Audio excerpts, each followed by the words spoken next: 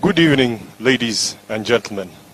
Welcome to the second episode of the Architects Alliance LIFT program. Today, my name is Moshiri Waitito, architect Moshiri Waitito. Architects are known as problem solvers, and one of the biggest problems that we are facing today is a problem of unregulated and unplanned structures in the whole of Nairobi. Today, we will be joined by panelists who we met at the Kenya Association of Residents, Kenya Alliance of Residents Association, KARA, and they had all sorts of problems. I know we have been on record as making a lot of noise because of Kilimani issues, but they raised issues all around the city. And to address them, we decided, first of all, to listen. So today, we want to have a conversation about what is ailing us under the program of the hostile takeover. And to welcome us, because we are seated here in the Leadership University, to welcome us is Mr. Langat. Please just come say a few words, welcome us, and maybe lead us in a word of prayer. Thank you. Good evening. Yeah, my name is CPA Gilbert Langat, and I serve here at International Leadership University as a Senior Finance Officer. And I'm here on behalf of Dr. Peter Mutwa, who is held up on other assignments this evening. So mine is just to say welcome. Welcome so much. The Architects Alliance. I don't know much about it, but we just say a word of prayer, then we can take over. So let's pray. Dear Heavenly Father, I want to thank you for this moment that you have granted us, just to sit and discuss matters, architecture, engineering, that affects our country and our county and everything else that is in it. Heavenly Father, we pray that you give us wisdom, you'll guide us through, you shepherd us through various items that we're going to discuss, so that we're able to come up with solutions and have a kind of purpose in everything we do. We thank you and we glorify your name. In Jesus' name we pray. Amen. Thank you, Mr. Langat. First of all, I'd just like you to understand who the Architects Alliance are, what we do, what is our motivation, and to do this for us. Usually it is done by Architect Emmanuel Gono, but I will invite, is Vicky here? Oh boy, I think the job will have to be yours, Prezo.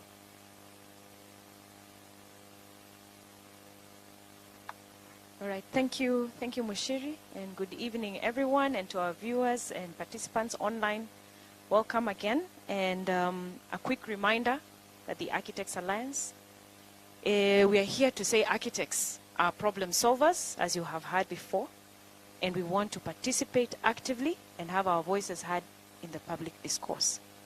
So this is part of it. We want to raise pertinent conversations that affect us as Kenyans, that affect us in the built environment, environment that we are existing in, and we want to shape the opinions as we go forward. And our work is not just in Nairobi. We shall be going to the counties as well, and we'll give you a snapshot of where we want to go after this. So thank you very much.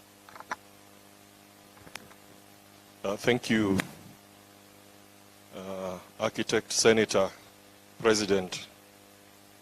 We missed all those, say all those things, Sylvia Kasanga. So what is the LIFT?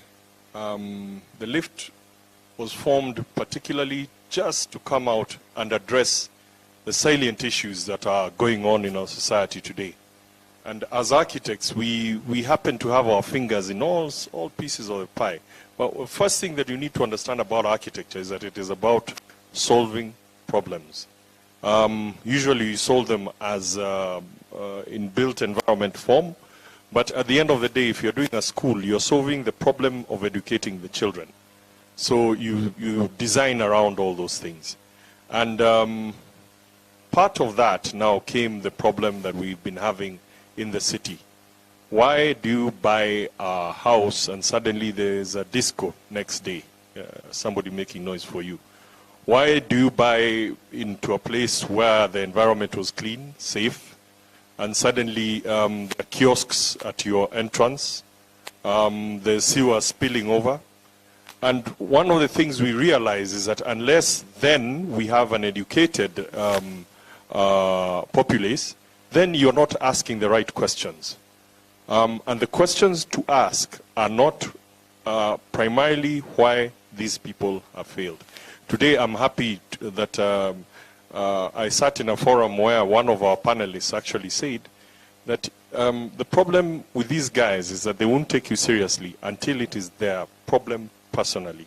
And one of them actually explained how you go and sue the guy who allowed that to happen in his personal capacity on the seat where he sits.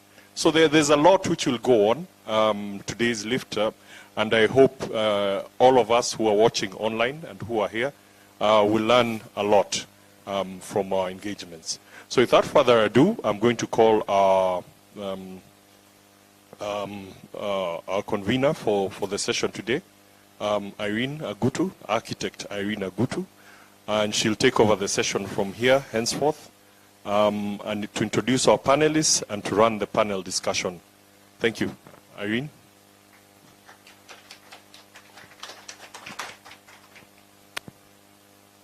Thank you very much, Architect Mushiri Waititu.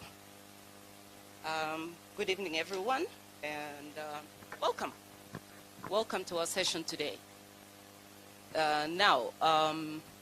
We were here at the last episode, and we spoke to professionals. We defined the problem, if we remember well. We defined the problem. We spoke to professionals who gave us their professional opinion of how things should be, but they are not. And we were also given a solution, or rather a tentative, a provisional solution by the CJ Emeritus, who literally just told us, you know what, you're on your own. You're the government, and there is nobody coming to save us. So tonight, the government is here. We as Kenyan citizens, we are here as the government. We have defined our problems. We have stopped agonizing. I think it's very, very important. Architect Mushiri spoke about the forum we went to with Kara. And I think there was a eureka moment when we all realized that we've been agonizing. We've been going to these meetings, and they're just therapy sessions. Because we talk, and nothing gets done.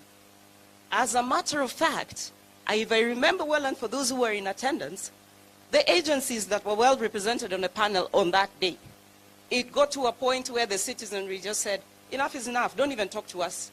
We've had all these stories before. We are not listening anymore. So today, we are here not to listen. We are here to act. It is time for action. This is a call to action.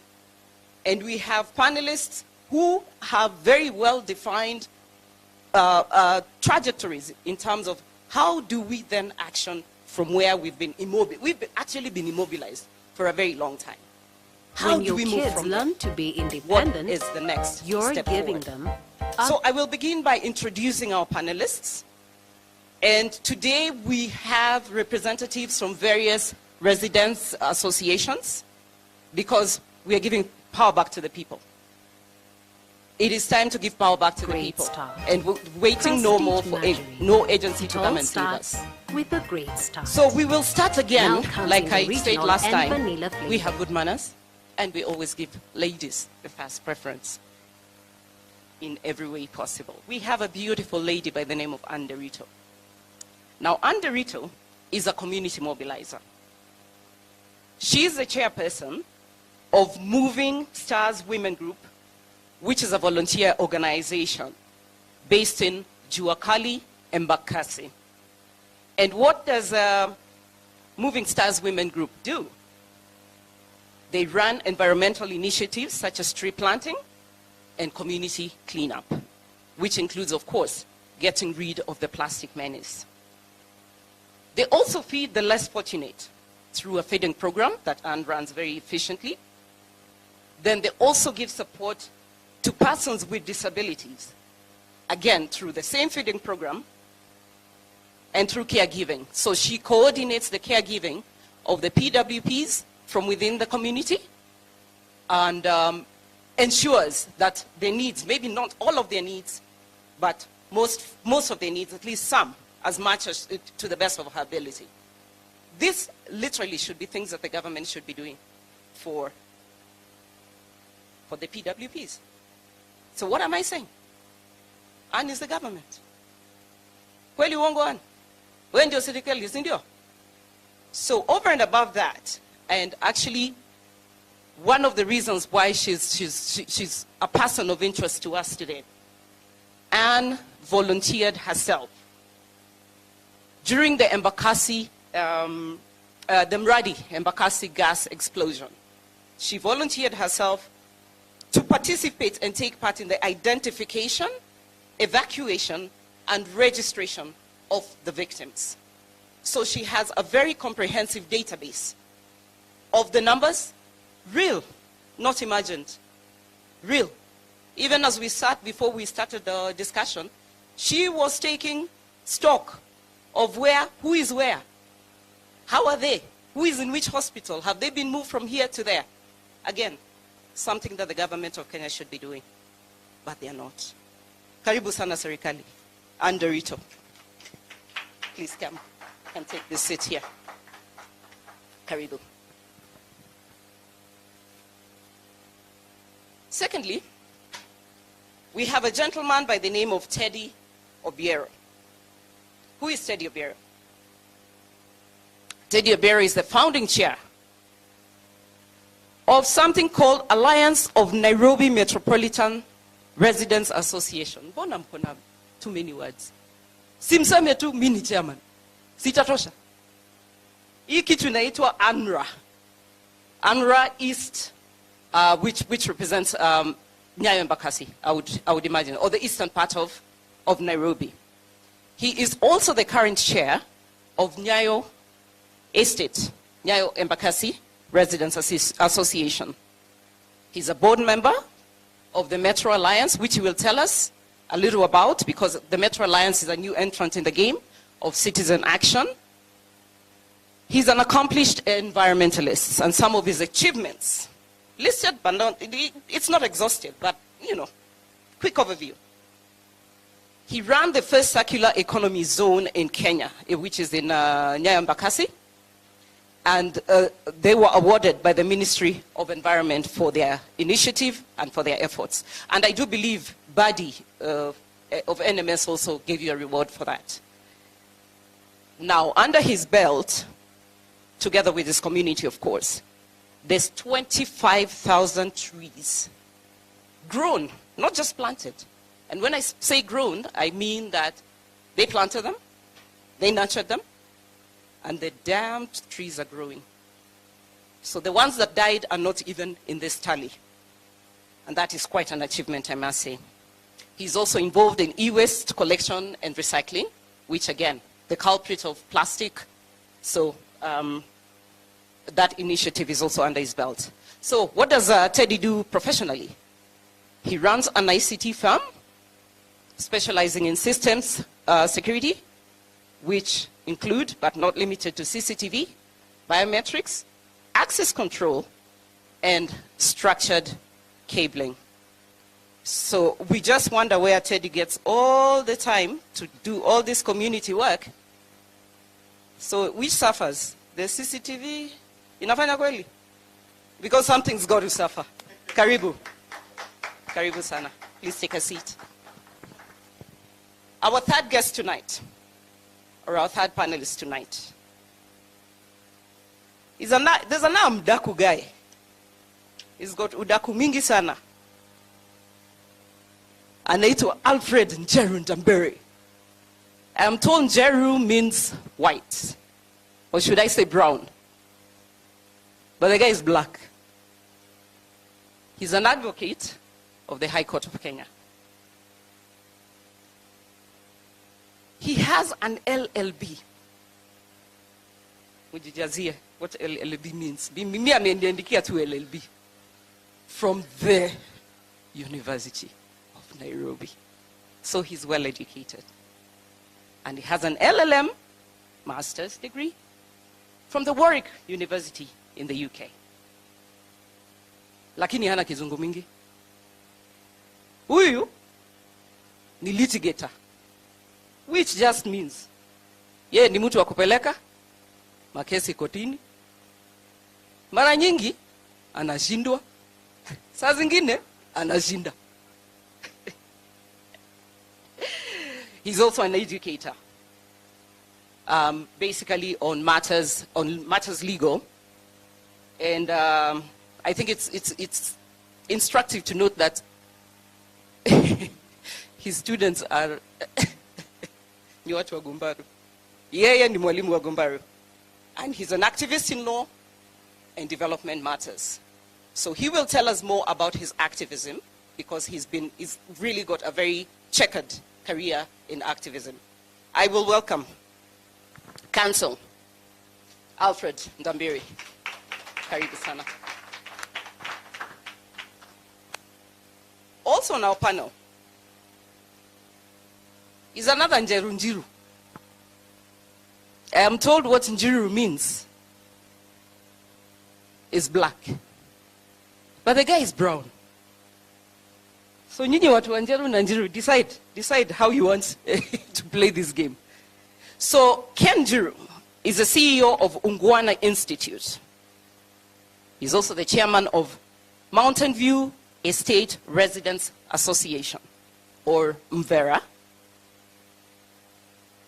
Ken Njiru is a social entrepreneur.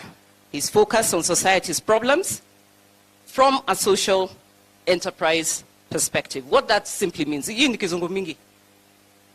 helps the society to sort out their problems. Now, over the last 25 years, he's carried out extensive research on the question of values, behavior, and culture change in our society. He's currently leading the national rolling out of Ungwana Initiative campaign aimed at large-scale societal transformation of our values, attitudes, and beliefs. In short, anawafundisha adabu. So he was a member of the Kenya National Constitutional Conference and was involved in the judiciary transformation process.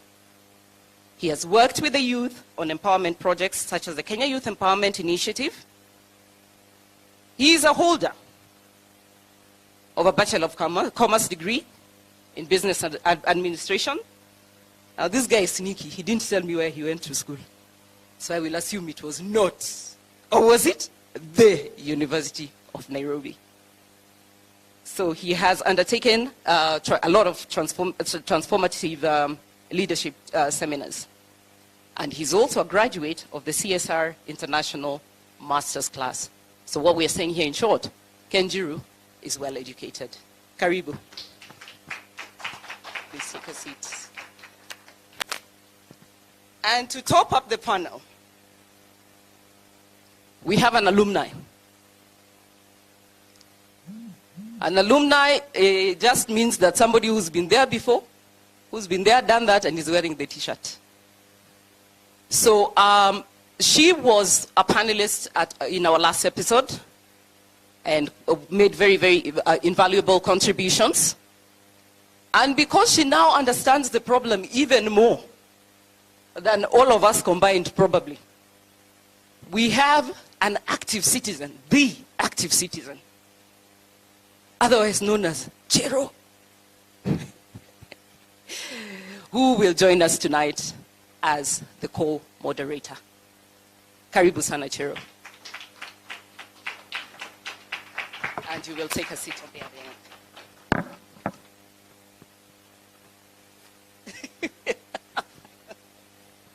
So ladies and gentlemen, and I will start with you, Anne.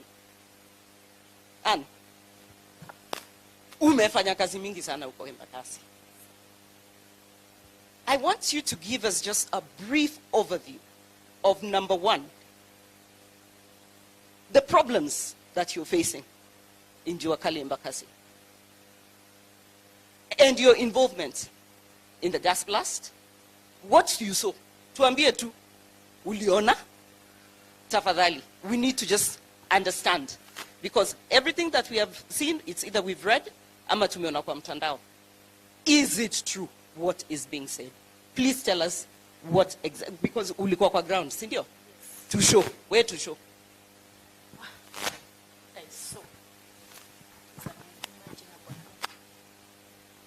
Actually, on that night, I was like, "Kwani Yesu amerudi?" Because I saw a very, very huge and bright light in my bed. In a moment of like 2-3 minutes, I had a call. Hey, Shea, already kuna waka. So hata hakuna kunisalimia. Aliniita tu, Shea, already kuna waka. Kuna moto. So I was like, my husband, amuka. Till mradi kuna chomeka. Toka nje tuliona the crowd turned to orange. So we are like, what happened? Now, from that time, simu hakuna kuzima, hakuna simu na receive. Zote ni kuingia, engaged. In a moment like 4-5 minutes, we get a small blast. Sasa ni kusikia tata watu wanaanza kukimbia na kupiga duru, kipigia mtu simu na kwambia goja na kimbia hivyo. So what I experienced that night is a period of like 10 minutes.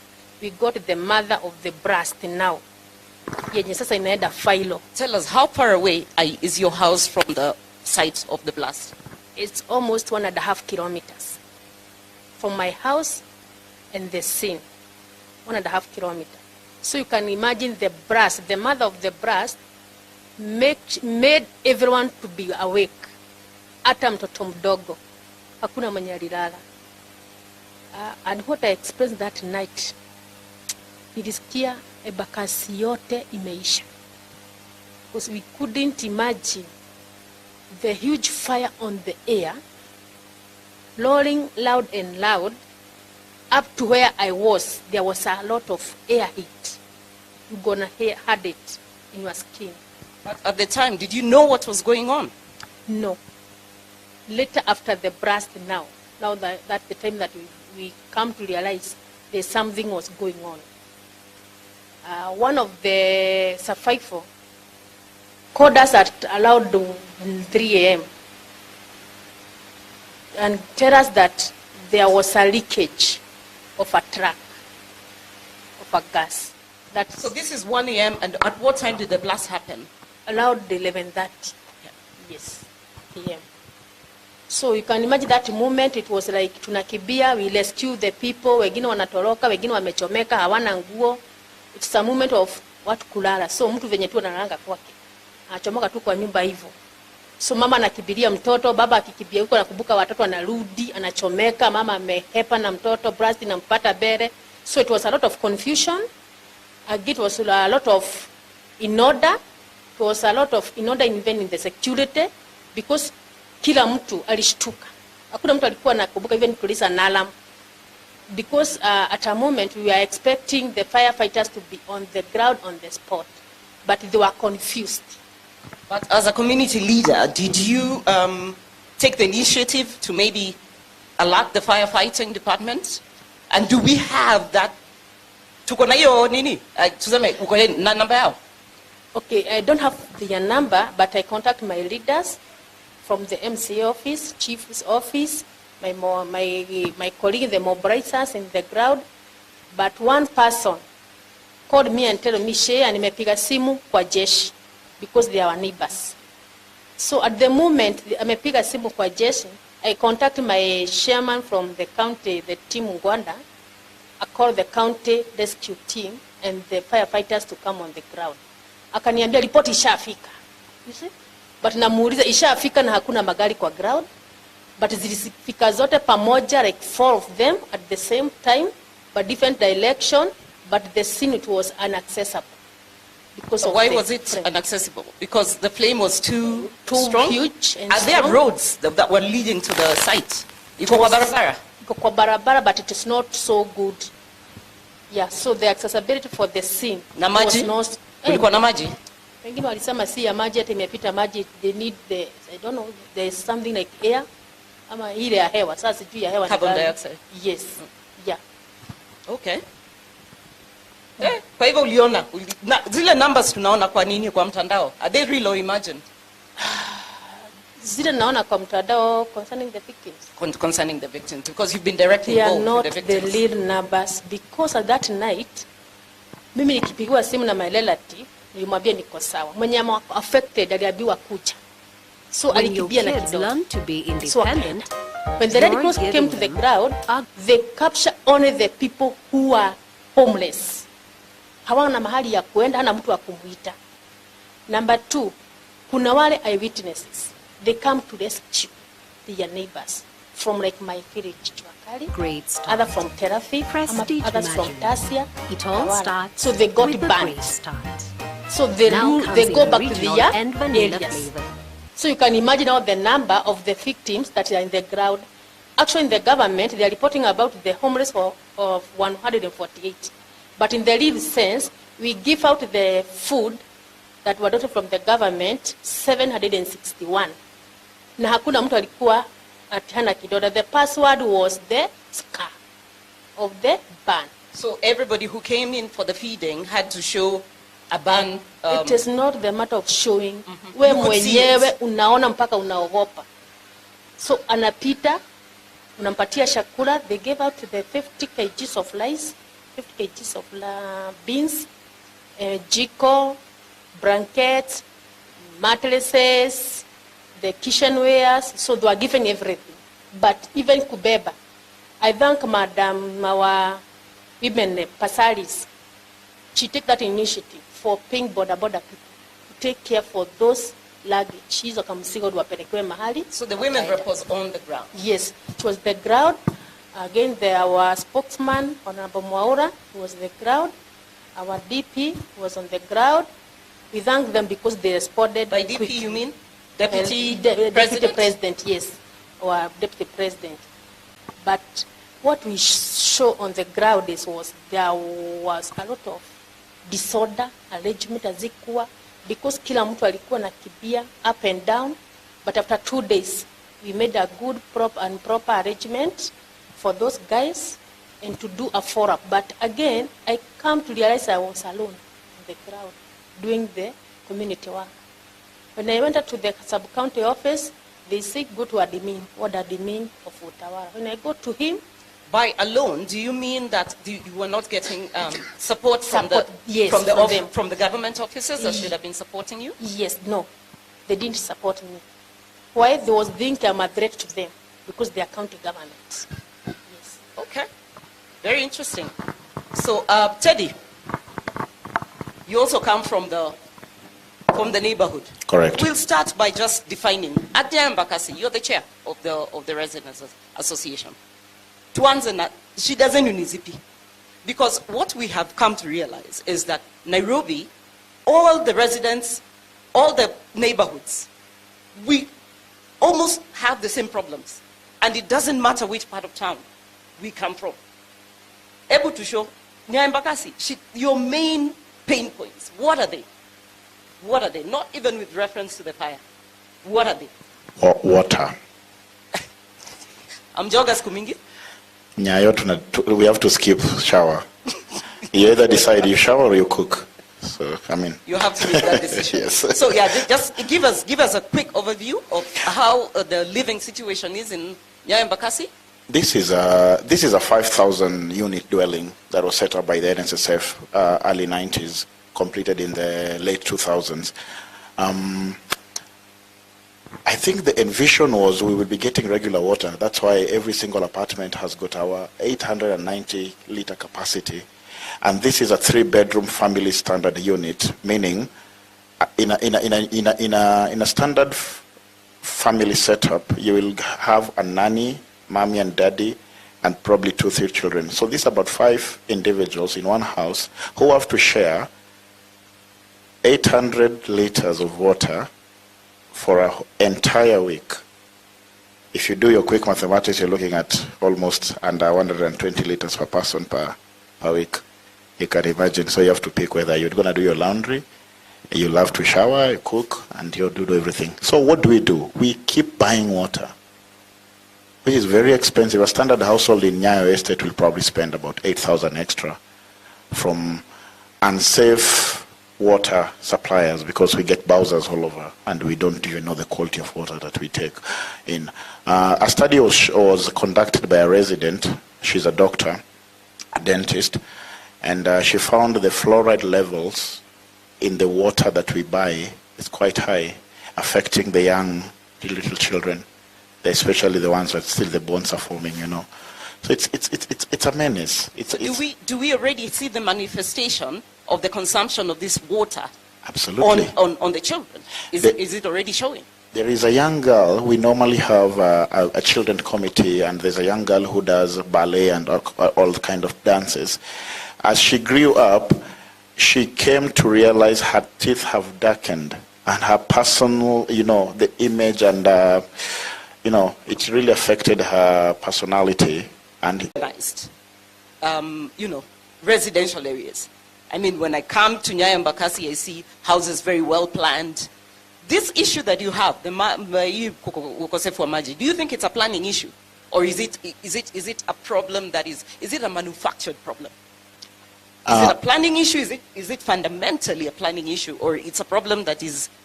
What do you think? Where do you think the problem stems from? A bit of both.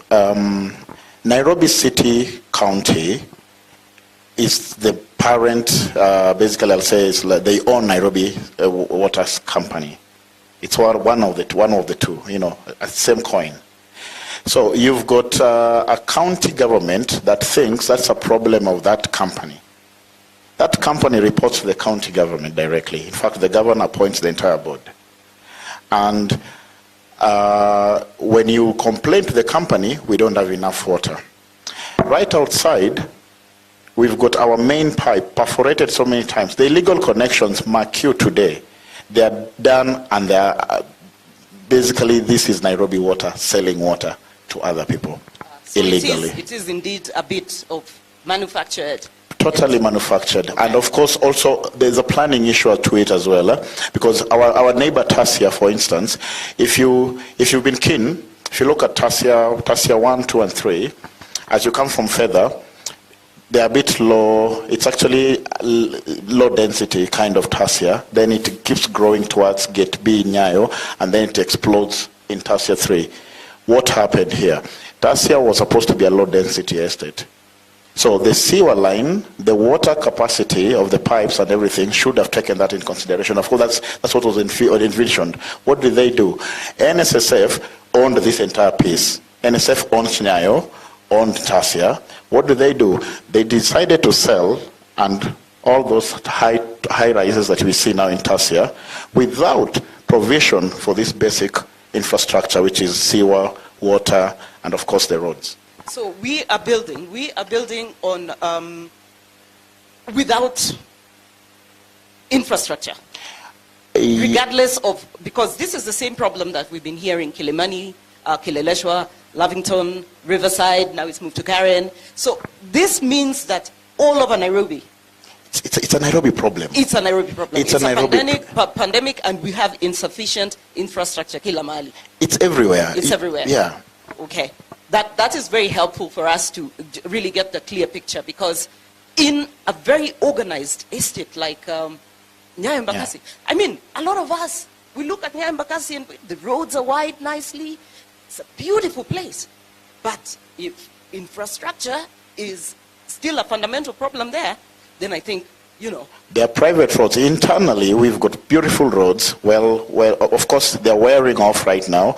And that's another, maybe I should dive into that as well, because my resident asked me to also touch into that.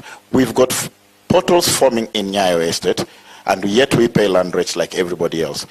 The city council looks at us like, middle class, you can afford your own roads and repair. Why are we paying you these land rates? Sometimes that makes sense to us. I think we agreed that hatuna serikali. Sasa itabidi to okay, now thank you for that, because in Nyayo it's very easy. What we'll just do, we will not just pay these guys their rates. We wakili atatusaidia na hiyo so that we don't get into trouble, but at least we get this, we can collect this money in a pot and fix our own infrastructure. And you see now roads leading into Nyayo. You see, 5,000 units translates to 30,000 residents. Yes. if I put Tasia further there, a bit of Juakali, and the rest. There's Embakasi Village. Embakasi Village takes care of the entire Kenya Airports Authority, their staff housing that they've been there I think since the 60s or the 70s. 61. Thank you. Those roads were done in 1961. Embakasi Village leading into Nyayo. Now you can imagine the vehicular traffic in 1961, and this is 2024. Yes, because it's very evident when one is, say, walking or driving towards Nyayo Embakasi, the roads before you get into the gated community are dilapidated. And When your chaotic. kids learn And to Lakini be chaotic. ukiingia ndani, independent, Yes. for the rest of us who come from other parts of Nairobi, we find it quite paradise. Sio kubaya sana. Si kubaya sana, lakini sasa unajua hii vitu bila maintenance pia sio nzuri. Now what we are saying is how do you end up having you approve, because all these approvals come from City Hall, and that's why I'm squarely putting everything on them. now comes You in the approve regional and in your approval department in Tasia and the surrounding areas. You've probably approved over 500 structures of high density. And then somewhere in your planning, I don't know whether there are planners there, those are masquerading planners. You didn't think about water, you didn't think about sewer, you didn't even think about power, because we've got power cuts now. Something that we never used to have.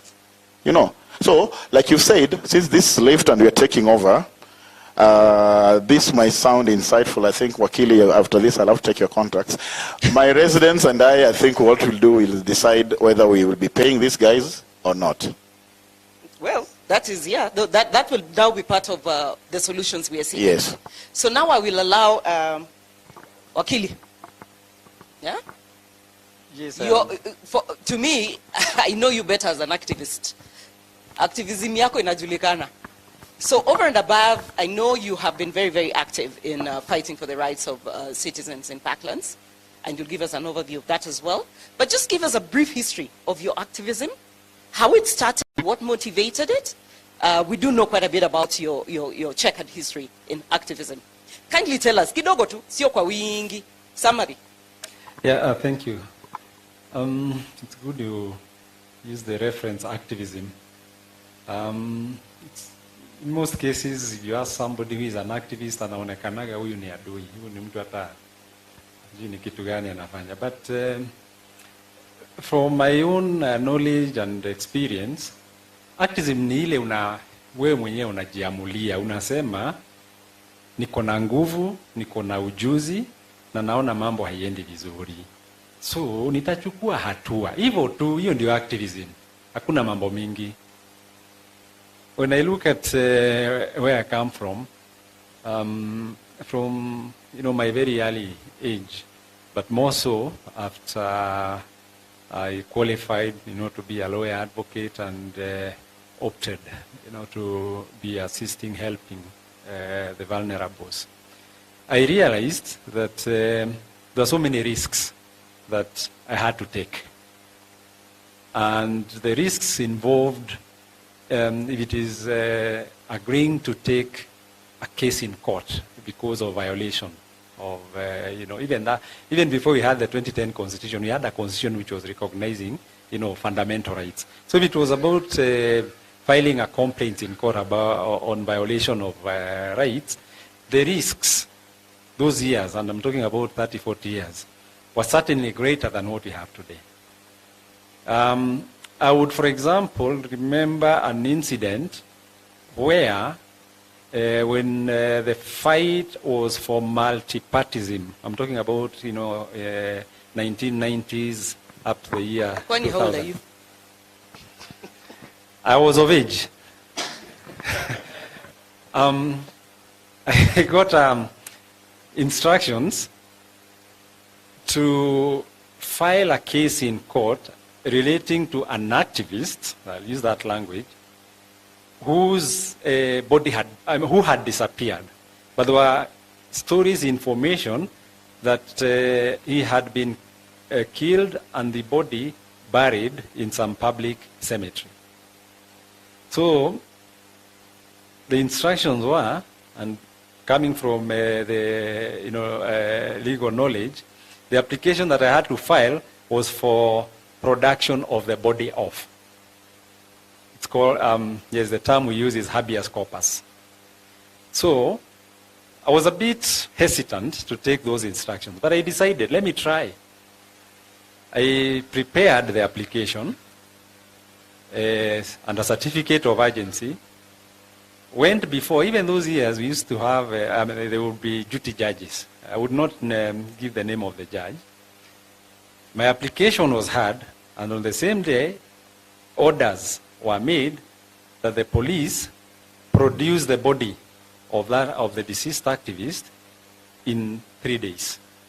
So I was given a mentioned date. With that order, served it on the then Commissioner of Police, the Attorney General, and was waiting now for the 3 days to expire so that we go back to court, see whether that particular order would have been acted on. The day I got the order, a member of the police force came and told me, Wakili, you know you're so young, maisha yako si mazuri. Hizi sio kazi unapaswa kuwa unafanya. And I know kuna mipango. Sasa wewe ndio mwili yako itapotea. Nitakusaidia. You know, we never used to have mobile phones. Ilikuwa ni ile simu ya kuzungusha. So akaniambia, what I'll do, take a matatu. It was about 7:30 p.m. Let's meet in Machakos town. Na usiogope, mimi nakusaidia. So yeah, I agreed. Tuka matatu. Si ati nilikuwa pesa tunazo, hapana. Ni ile tu hata kulipo hakuna. Si nasikia nilikuwa nimejitolea. So I go to Machakos at about 10. And my friend came and told me, because I'm the one now who has been given instructions to do what I've been told to do. Wewe jifanye umekufa. Alafu, tuende ukae kwa ile hospitali. Unajua ile chumba ya mochari, weka hapo, alafu I'll see what I will do. Squeeze ilikuwa level 1, 2, 3 or 4 or 5. Kukuwa na levels. You know, you would not, I mean, at that point, because of hata mimi ile woga nilikuwa naye, would not even have, you know, felt ati kama ni harufu ya mochari ama nini. So anyway, nikakubali. So the first day, nikakaa huko, the next morning, katuma mtu, chakula nimekuletewa, but of course siwezi kula. Ulikuwa unakula hapo? Siwezi kula. In the afternoon, akatumana tena, somebody from Kitui ndio aliniletea nyama, lakini siwezi kula. I was there for 2 days. Amongst the bodies? Well, yes, niyo kujificha kwa mochari, that's what I'm saying. So I just need clarity. Because I was now required to go back to court. When I organized, or my friend organized for me to go back to court on that third day, yes, my matter was listed. We used to have the office of the prosecution. So, the equivalent of today's DPP.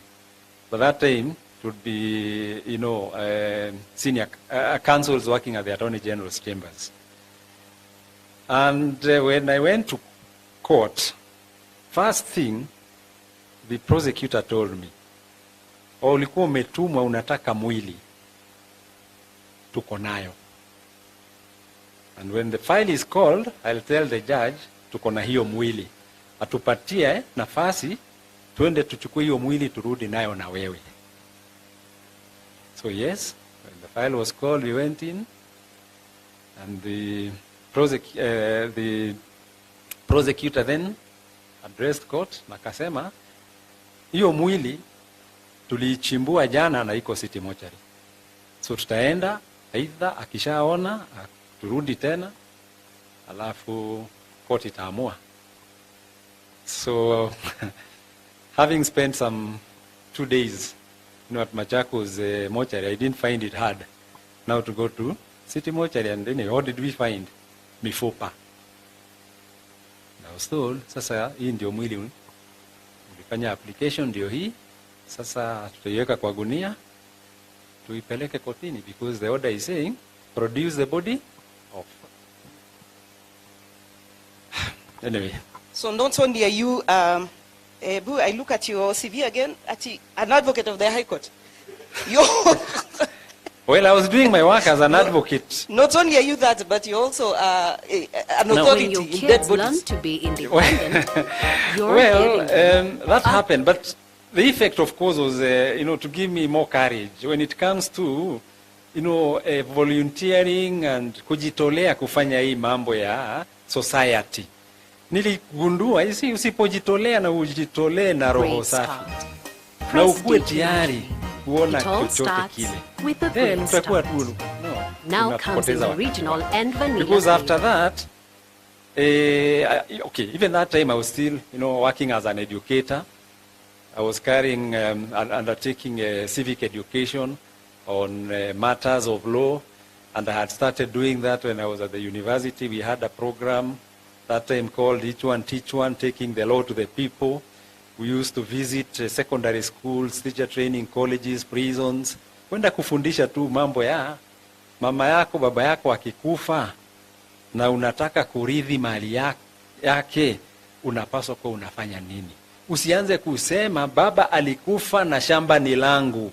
Hapana, lazima uhakikishe umestaki kifo ya mwenye amekufa, ndio koti na sheria iweze kukuhakikishia utagawa hiyo mali. Otherwise unajidanganya ati kwa sababu baba mama alikufa na ako na mali, hiyo ni yangu. Bado haitakuwa yako mpaka kwanza uende kotini ufanye petition ya succession na koti ndio itaamua. So we had visited more than 3,000 secondary schools, teacher training colleges. I later on was involved in civic education, on voter education. I was amongst the 3 people who introduced voter education through the then Kenya Broadcasting Corporation way back in 1992. Again, I ask, how old are you? KBC. Ilikuwa ni Kenya Broadcasting Corporation. Na hukukuwa na ECK that time, lakini the then officer in charge of elections alikubali, na tulipata dakika 30 kila wiki ya kufundisha watu juu ya piga kura. We are talking about the Moi eras. By the way, it's not that the Moi era ilikuwa mbaya sana. Pia kuna wakati mwingine tulikuwa tunafanya mambo na I think there's people that beg to differ. Ni kweli, But lakini comparatively. yes. So education, civic education nilifanya miaka mingi sana. And then ikikuja mambo ya litigation, ndio hiyo sasa nasema. The correct position when it comes to fighting for your rights, especially in a system kama yetu Kenya. Sisi tunakubali kama uko na shida, especially dispute ya kisheria, ni koti tu huwa ina nguvu ya kuamua kutatua hiyo shida. That's the reason hata wakati mwingine tukisema twende kwa mfano kwa chief, twende kwa elder, twende kwa kasisi, unajua ukishindwa ama hawa wote wakishindwa, ya mwisho unaenda kotini. Na koti ndio ya mwisho. Koti kishaamua, whether ni koti ya chini, magistrates court, high court, court of appeal, supreme court, hiyo ndio inakuwaga sasa decision ya mwisho. So that kwangu hata tukijaribu mambo ingine yote tusisahau tuko na system ya koti, na inakuwaga ni vizuri tunaitumia. Kwa hivyo kile unatuambia ni hizi shida zote ambazo tuko nazo tuwe tukijua, we need to learn, we need to actually study the law and know that that is probably our last line of defense. Not necessarily study the law, ni ile kukubali. Unajua sio lazima sisi wote tuwe tumesoma, lakini kwa roho zetu tuwe tunajua na tunakubali. Mahakama ziko na zina kazi, lakini mahakama haiwezi amua chochote kama wewe huendi huko. Hata ukipiga kelele, jaji sijui anahongwa, mwakili mwingine naye si mzuri, na wewe hujapeleka shida zako kotini, kweli utakuwa unafikiria uamuzi utatokea? Lazima upeleke hizo shida kotini. Na ukienda kotini, pia kuwa unajua na unakubali. Utaenda, kutakuwa na pande mbili. Kuna ile itashinda na ingine itashindwa. Na kulingana na matokeo, kuwa tayari kukubali, mimi nimeshinda ama sijashindwa. Hiyo ndio maisha. So usiogope kwenda kotini ati nitashindwa ama nitashinda. Enda, alafu baadaye ndio utajua kama utashinda ama utashindwa. Kwa hivyo unatuambia justice be our shield and defender. Kabisa, kabisa. Na ukienda kotini, ukumbuke huwa inachukua muda. Lakini sasa hiyo muda, hapo ndio shida iko. Hapo ndio shida iko. Na ndio nasema kubali. Uwezi ingia peleka shida zako kotini leo, alafu unatarajia matokeo dakika hiyo nyingine. In fact, the principle relating to mambo ya justice ni the wheels of justice turn slowly, but they grind. And that grind is very painful. So kubali, itachukua muda na uko tayari kungoja hiyo muda yote. Hiyo muda yote. Actually, I will circle back to you. I think Chero will address that issue, because when it comes to the unplanned developments, which is our biggest pain point, at the moment, actually, Nairobi is burning because of the unplanned developments. Ukingoja tu kidogo, yes, umeanza court process. Lakini ukingoja tu kidogo, wameshafika 12th floor. Washafika huko. Sasa utadu. Haya. Ni kweli. Inaweza kuwa wewe unawaita developers. Mimi nikitumia hiyo term kulingana na venye nilisoma sheria ya law and development and development and the law. Ile mambo tunaona ikifanyika Nairobi, ikifanyika Kisumu, Nakuru, wherever, kujenga manyumba marefu, hiyo haiwezi kuwa ni development. Moso kwa sababu especially Nairobi, hakuna nyumba mrefu ya ghorofa 7, 10, 20, 30 yenye inajengwa yenye inalingana na sheria yenye ipo. I want to use the example, not example, the reality. Ya development law ya Nairobi. Nimejaribu kusoma. Hiyo ni zoning guidelines. Ndio hizo sasa. Hizo zoning guidelines. Ndio hizo, unajua zoning. Basi tutarudi kwako. Kwa sababu sasa hiyo ni kesi kali. Right.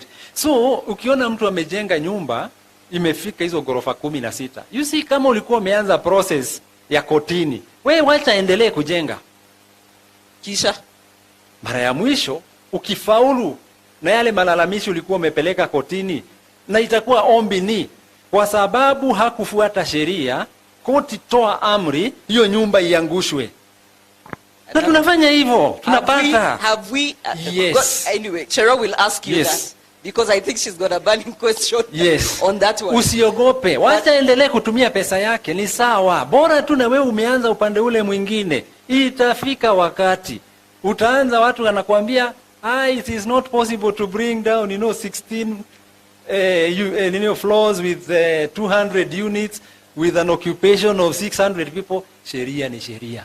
Jaji akishaamua haukutumia sheria na ombi lilikuwa toa amri nyumba ianguke, basi taingilia tu hapo. So usiogope, wacha endelee. Yeye mwenyewe anajua hafuati sheria, lakini utapata jibu. Tutarudi hapo. Sasa tusikie kwa watu wa Mvera. Ken? Yes. You come from Mountain View and you are the chair of the Residents Association there in Mvera. Understandably, one of your biggest pain points as well is water. Much as, again, Mountain View is supposedly a gated community, maybe not as organized as Nyayo and Bakassi. I guess because, I believe Mountain View is older than Nyayo and Bakassi. Yes, it is. So things, of course, get improved with, as we move along. Tell us about your experience with this water issue, because I believe I'm made to understand that it's a monster in Mountain View. First of all, thank you. Thank you for inviting me. I think this, for me, is exciting, more so because I see residents rising. I think we are here because hitherto, especially the middle class, we've thought we can lock ourselves behind our gated communities and even our gates, and everything will be okay. It won't. And we are slowly realizing that, and meetings like this and others done by CARA, I think, are going to be very instrumental in moving ourselves forward. In fact, I keep on saying, societies move when the middle class moves. One of the things even, governments don't understand, sometimes they banter to, people in the low income, bribing them, as it were, and forget the middle class. Revolutions always happen when the middle class rises. And that slowly the middle class is starting to feel the pinch. Do you have any example of anywhere in the world where that has demonstrated itself? Even the French Revolution, they are basically led by the middle class, always. The French Revolution is the one about cake. The Bolsheviks is the one about cake and bread. If you think about, let's even not go too far. The struggle for the young Turks, those were the middle class. And in fact, not even upper middle class. They were the lower middle class. They were starting off as bankers, as lawyers, the Matakaroas, Kinaraila. They were not as rich as they are now. They were the middle class. Because they are able to interpret, like he's saying, the law. They can feel it. They can feel the pinch. You're feeling the tax. But majority of the people who are saying they want houses are not even paying taxes. When you talk about houses, we are talking about affordable housing. Whatever that, I'm confused. I'm not even sure what affordable and unaffordable. In fact, we should turn it into unaffordable houses. Now, on the question of water, now, obviously, like you're saying, it's a citywide problem. And as we are addressing it, I think, by the way, we should kick out all these guys in the water sector, because they've in perpetuity ensured we've gotten here. It does not matter. They will try and tell you, oh, this ministry did this. We should just kick them out. If they are not doing what they're supposed to do, there is no reason why they should continue earning fat salaries. And I can assure you, sending Bowsers to their houses when there is no water, as you're looking for water, like he's saying, from Bowsers, you don't even know where they get, water from. In fact, somebody was saying... Have you had any personal experience? Yes, I have. Please tell us about that. Yes, and we have fought for water. By the way, we are told in Mountain View that we'll be getting water 2 days a week. We are lucky if we get it one day. And even when we get it for 2 days, there is no pressure. So it's like you don't have water. So what we then did, and I'm just giving you an example, is we mobilized and went to see a very senior official in Nairobi Water. We had a meeting with him. And you know what he told us? I mean, we could not believe it. He said, Njiro, we don't fear you Mountain View people, which is the same as you and other elite estates. Because when you don't get water, you buy a can, he called it a can, put it in your beaker and buy water. Or you call a Mbausa. And because, of course, we are next to Kangemi, which never lacks water, he says, but we fear Kangemi. Because if we don't give Kangemi water, they will go to the street, block the highway, and Mainjombu will be gone. But it's as simple as that. So is that the solution? The solution is... Are you telling us the solution is to go to the streets, block the road? What he's saying, the solution is engaging. I mean, the other day I got so mad, and I told him. I called him and said, now, I am coming.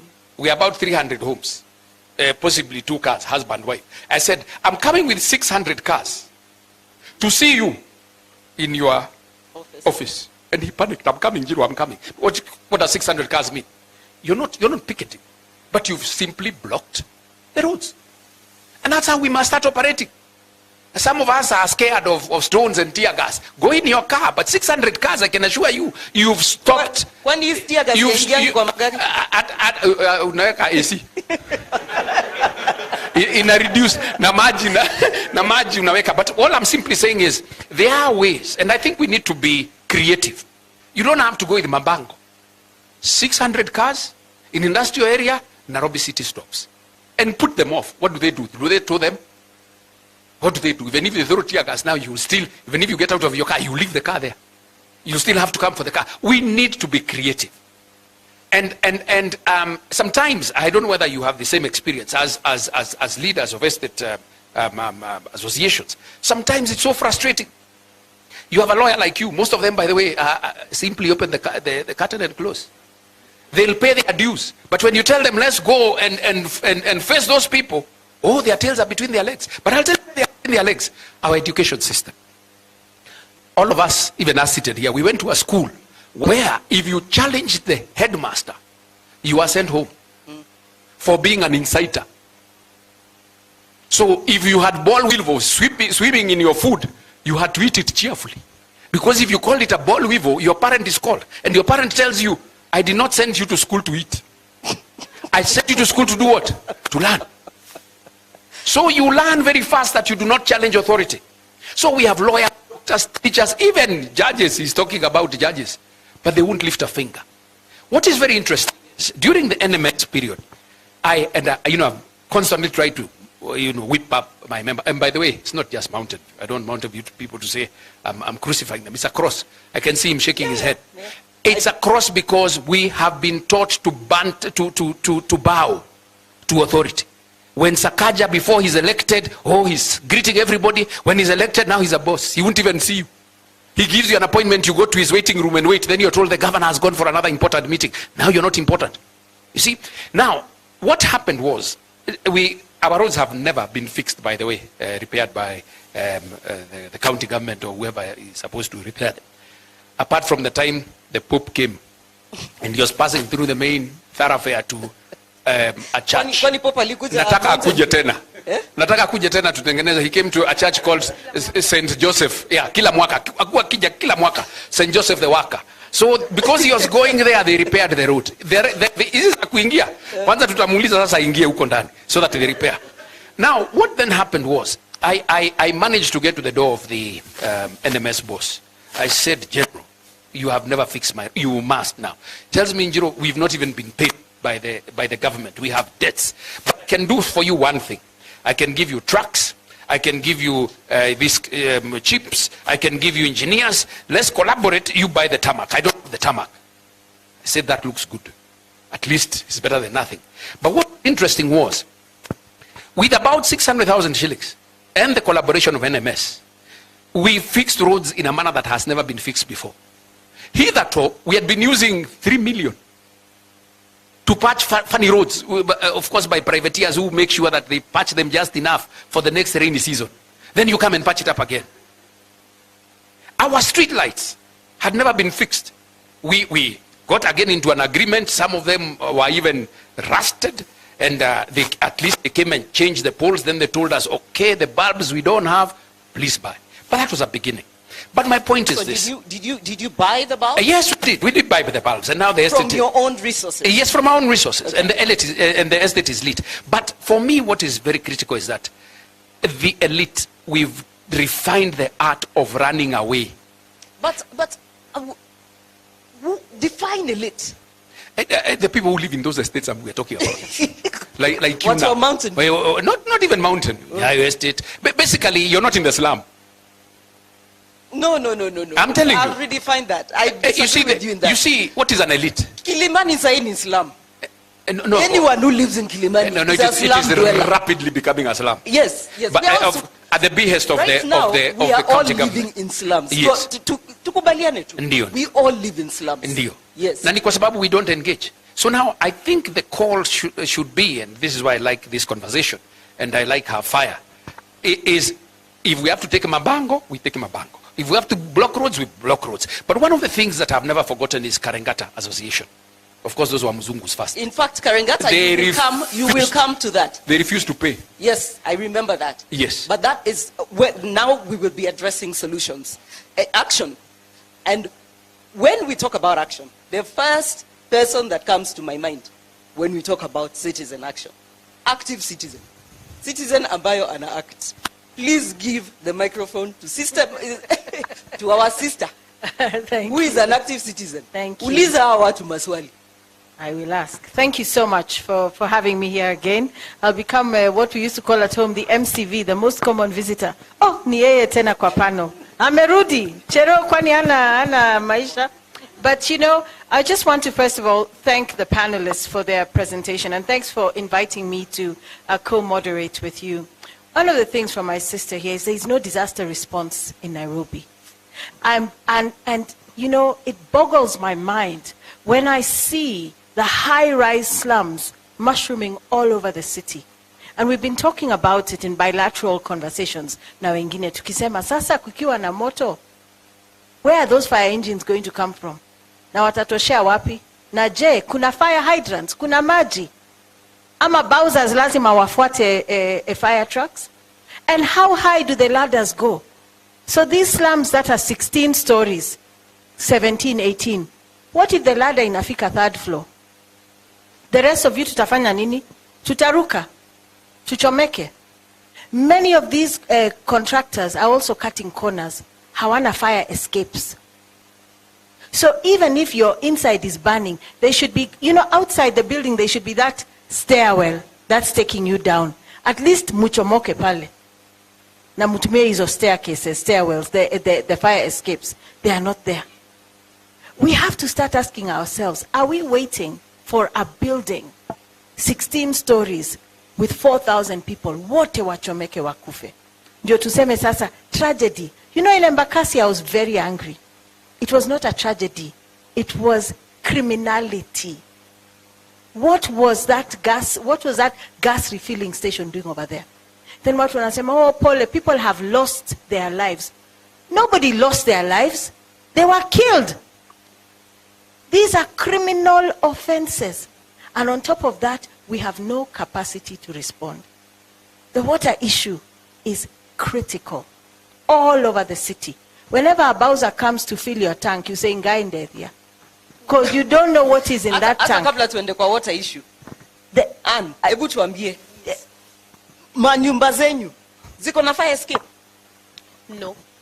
So there's no fire escape. Me, I saw a vehicle was blown up onto the roof of another building. Now, what if that building started to burn? What wange escape aje? Wangetumia tu just the stairs. Na kama hakuna stairs, do you know there are now contractors who are saying kuendelea maendeleo ni nini? Shaft is a lift. And having a lift means hubebi shopping upstairs tena hakuna kufanya tizi. Munatumia elevator. The first thing that goes when there's a fire is what? Steamer. And there are no stairwells. They are cutting corners. Hata kabla ya hiyo moto. Yeah. Those lifts are run by who? Kenya Power. So you're on your way up. You're on the 18th floor because you thought, if I live up on the top there, I'm not surrounded. I can see Mount Kenya. I can see Sijui Ngong Hills, whatever. You are the first one to die when there's a fire. Or you get stuck in the elevator for 4 hours while the transformers somewhere have blown up. So, watu hawezi escape? There's no. So, what do you say as the residents? Okay, us as a residents, what we were expecting for the security to raise an alarm when they sense the danger. Security ni nani yani? Ebu tuambie. Kuna siren mahali penye inaweza kuwika when there is fire. Do you hear woo woo and everyone knows that this is a fire alarm na lazima kila mtu atoke kwa nyumba? Just for the private industry, so that the firm of securities, they should train their guards to raise an alarm. Actually, for that day, they keep silence. Lakini si hata hapo, the very same security that you're speaking about, the security guards. Si kuna security jama moja ambaye alishikwa kwa sababu hakusema ati gas ina leak. But he had reported, huyo jamaa alikuwa amesema gas ina leak. Kwa hivyo mbona alishikwa? Yeah, because they are always looking for the wrong scapegoat. Yes. So, Anne, what do you think is a solution to the issue of lack of, response and fire alarm systems and everything where you live? Yes, the solution is with county government to take caution for the plot owners, because hakuna vile tunaweza kaa katikati ya industrials na watu wa planning wanaendelea na kupatia the plot owners the plan. So now the county government will take action on that to keep the community safe. But we all know that the county government does not know the word action. What I'm trying to get at, Anne. Yes. What can the community do for itself? Hapo jua kali mali uko, you're a community mobilizer. Yes. What, in your opinion, is it that you can do as a community leader to safeguard your community, members of your community? Because here tonight, we are looking for citizen-led solutions. Unaionaje hii shida? Hii shida ni baya. Hii shida ni baya. because even as community hatuna ile nguvu ya kuongea kwa kuna wale matajiri. So like that area of Morandi, it is not only that plant, there are some. You see, what has happened, Irene, is that people have been cowed into submission. You're afraid. Ukiongea, mtu atakupigia simu. They'll take you and make you sleep in a morgue for 2 days. They'll do all kinds of things to you. They'll come, before you know it, Kanjo amefika your kiosk, your little business premise, and you're harassed. People are silent. But I just heard Ken say under his breath, what you can do and what we should do is we should fire the county government. Yes. Sisi ni serikali. So if Governor Sakaja, and it's a recurrent refrain, and people thought I was picking on him, but the person was in Cape Town, and it took 4 days to come to you, and even when he came, he sent you to Mama Lucy, na hakukuwa na madawa, because they have not been paid. You saw Esther Passaris Mheshimiwa the other day saying the hospitals have not been paid. We need to take the power back into our hands by saying, wenye hawajui kufanya kazi yao, waende wapi? Nyumbani. We must relentlessly call them out. We have to lose our fear. And as Ken was saying, Irene, sometimes there is the issue of class. Middle class wamenyamaza. But remember, the cartels will use the issue of class to divide us. Sasa, watu kule pipeline wanasema, oh, sasa nyinyi watu wa Kilimani muna complain. Kwani mlikuwa wapi? Ndio sasa mnaongea kuleni ujeuri wenu. And so we are told we fight separate battles. But we have to unite. We have to understand that it doesn't matter where you live. Even before we unite, yes. Cheryl, when pipeline was happening, did the pipeline people speak up? We just said that the pipeline, you know how many buildings collapsed? You remember? Yes. Over the years, buildings collapse and kill people. And when you live in what is considered lower income neighborhoods, you are taught to shut up. You are taught to be afraid. You can't speak up. Who ever went to jail for those collapsed buildings? Nobody. So after a while you realize nobody cares and you're on your own. Yes. Isn't that the case? Yes, so kila mtu yes, anajaribu kujisecure yeye mwenyewe. And you say the best I can do to keep myself and my family safe. Kama kuna sewage hapa nje, unahakikisha umeweka ka plastic. Ndio sasa sewage isiingie kwa nyumba yako. Yes. Or you tell your children this is how you jump. So that usinini. And you keep your children in the house for 3 years. Hawatoki kwa manyumba. Because there is no place for children to play. So you see, people have been trained into submission and into silence and into fear. And part of why I love the lift and what the Architects Alliance is doing is saying, you as professionals have chosen to stop being afraid and hiding behind these spaces of I'm senior architect, I'm planner, I'm engineer, and coming out to say there is a big problem in Nairobi. Indeed. We need to be the voice of those who don't have voices. And when you talk about water, do you know, Irene, you're the one, Irene aliniambia juzi, when you see all these car washes around Nairobi, kwani wanatoa maji wapi? Have you ever seen a Bowser? Have you ever seen a Bowser at a car wash? No. Which means Nairobi has water. And because the county has failed to hold Nairobi water accountable, cartels have mushroomed. In the same way, Kenya Power has failed to provide electricity safely, affordable across the city. You have the cartels that have mushroomed who are pulling steamer. And how many fires also do we have? There's no disaster response in that regard.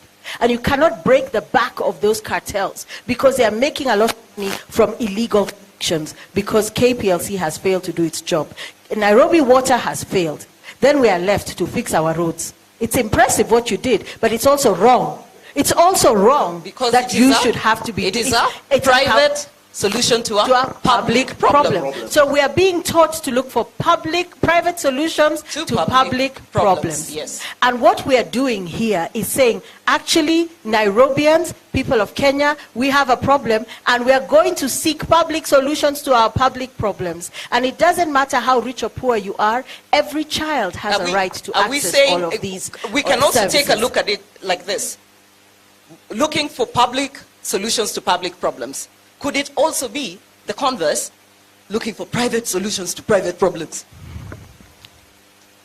Something to think about. Yeah, Something to think about. Lakini Ann, tarudi kwako. Wewe sasa ongea na watu wa Jua Kali. Yes, They are watching you right now. Tell them, what do you want them to do? Ndio wajitoe kwa hiyo shida. What would you like them to do as a community mobilizer? Yes, as a community mobilizer. Si we ni we ni leader wa nyumba kumi? Yes. Waambie vile unataka. Yes. Ile kitu naomba wakazi wa Embakasi yote. Kuanzia Mulandi, Tasia na Jua Kali yenyewe na village. Itushikane kama wana Embakasi. Tukatae hii mambo ya kuletewa illegal businesses katikati ya mahali tunaishi. Ndio at least we secure our life, we save our families, and we do our things in a good way. Usiogope boss, usiogope huyo kiongozi wako, usiwe woga, because hiyo ndio kitu ile tunafanyika kwa ground. Unaenda kuongea, unaambiwa wewe ni nani unaongea. Like me, I was approached with some people directed from the leaders wenye wameshaguliwa kwa ground, the senior people. Yeye anaongea kama nani? Alishaguliwa kwa nani? Kwa ofisi za kaja yeye ni nani? Actually sakaja mimi hajanipatia kazi for real. So mimi nimekuwa pale kama community frontier. So silipangwi na anyone. So basi walio mingi wanaulizana kwa ground wakubwa, hiyo nimewajibu, sijaajiriwa. Nikiajiriwa I'll do better than this. Yes. Lakini do you need to be Unaona Wakenya wamekubali na wewe. Yes. Na wamefurahia hiyo. Yes. Sasa utangoja uajiri ama utaendeleza mambo? Naendeleza kabisa ile. Utaendeleza mambo? Yes. Kwa sababu niko pale nikiwa voice of voiceless, mtetezi wa wanyonge. Actually niko na maswali mawili ningetaka kuuliza waziri, wakili. Because nimesikia akiongea imekuwa touched in my heart. Kwa sababu yeye anapitia kwa ground. Na shido hawa watu watatetewa na nani wakili? For example, mtu ameungua kwa ile nyumba. Documenti zimeisha, amekufia ndani, tumeshukua mwili.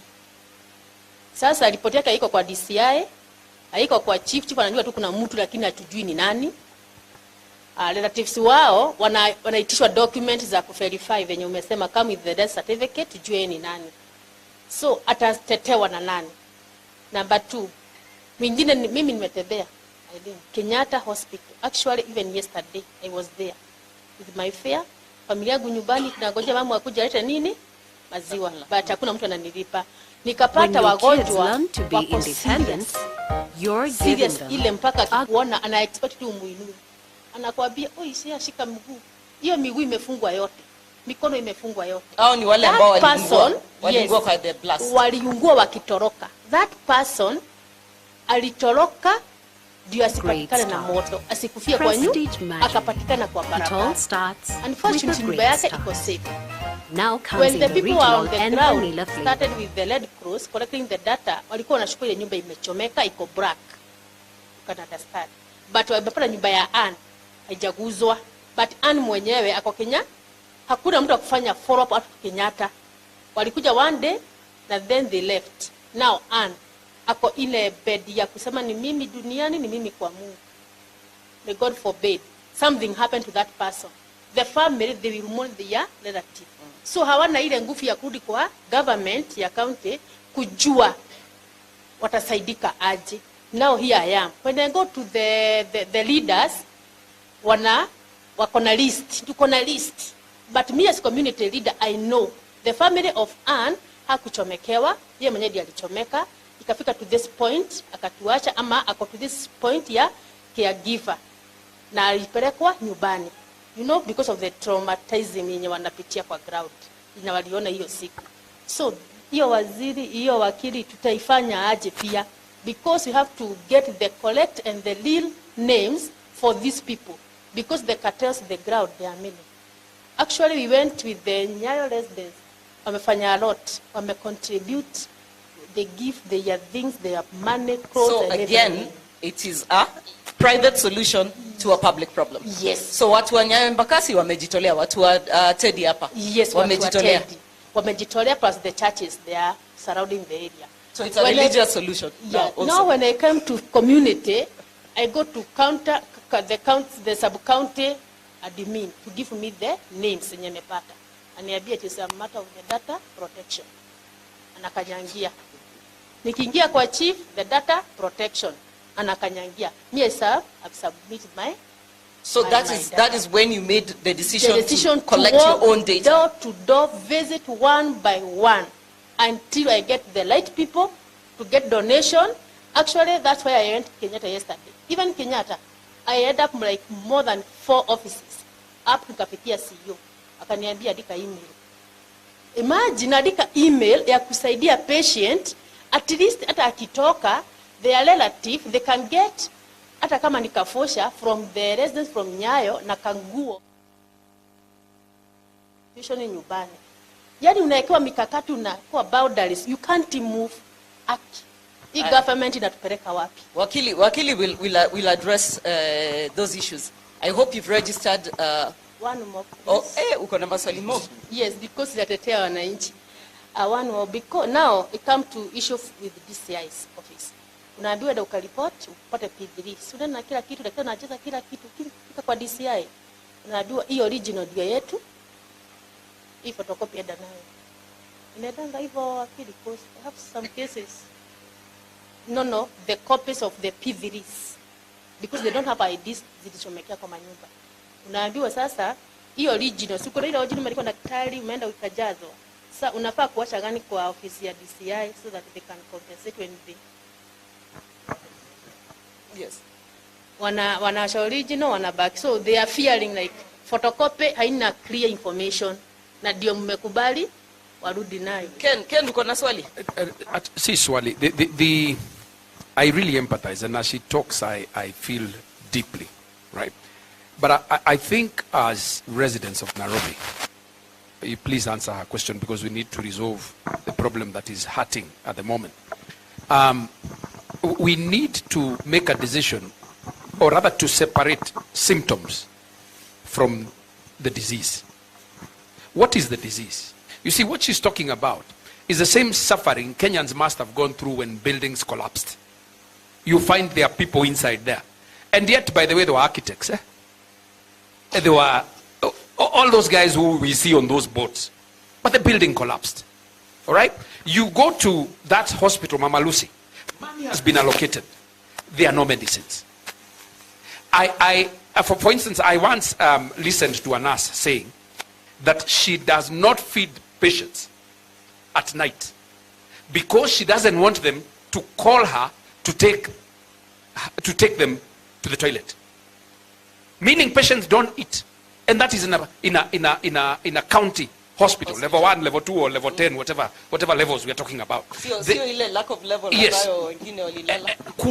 There is a fundamental and systemic problem. The leaders have gotten to a point they think we are stupid. They think we are useless. They think we are fattening them. I don't know what for. So that when they are elected, instead of becoming servants, they become our bosses again. They are talking at us, telling us lazima mufanye namna hii. Lakini the reason why again they are doing these things is because we do nothing about it. Yes. Right? And so I think we need to organize. In fact, what we need in Nairobi is a movement. So that akitan pande hii pipeline tuko, akitan pande hii Loresho tuko, akitan pande hii Kilimani tuko, akienda Dagoretti tuko. That way, in short, sisi ndio tuko. Sisi ndio tuko. We cannot privatize private problems. In fact, the only reason I was giving the example of the road is because we quickly realized if these guys gave us our services, actually, they are cheap. They are cheaper than even trying to do them ourselves. Mm-hmm. And also, even these things we call subs, because I believe in your estate you pay subs. In your estate you pay subs. In Kilimani Point below you live, you pay subs. That is double taxation. Are we talking about taxation? Yes, that is double taxation. That is very true. And then as residents we are fighting over that double. Where ujalipa, where is you melipa? And yet, you've paid your other taxes. So basically, they are creating a situation where we are fighting against each other for a service that they should be giving. Let us create a movement. Divide and rule. Let us create a movement and brand it and run with it. Yeah, wacha Chero aseme kitu kabla wakili aongee. You know, those who wish to oppress us thrive when there is chaos. And what you have described is chaos.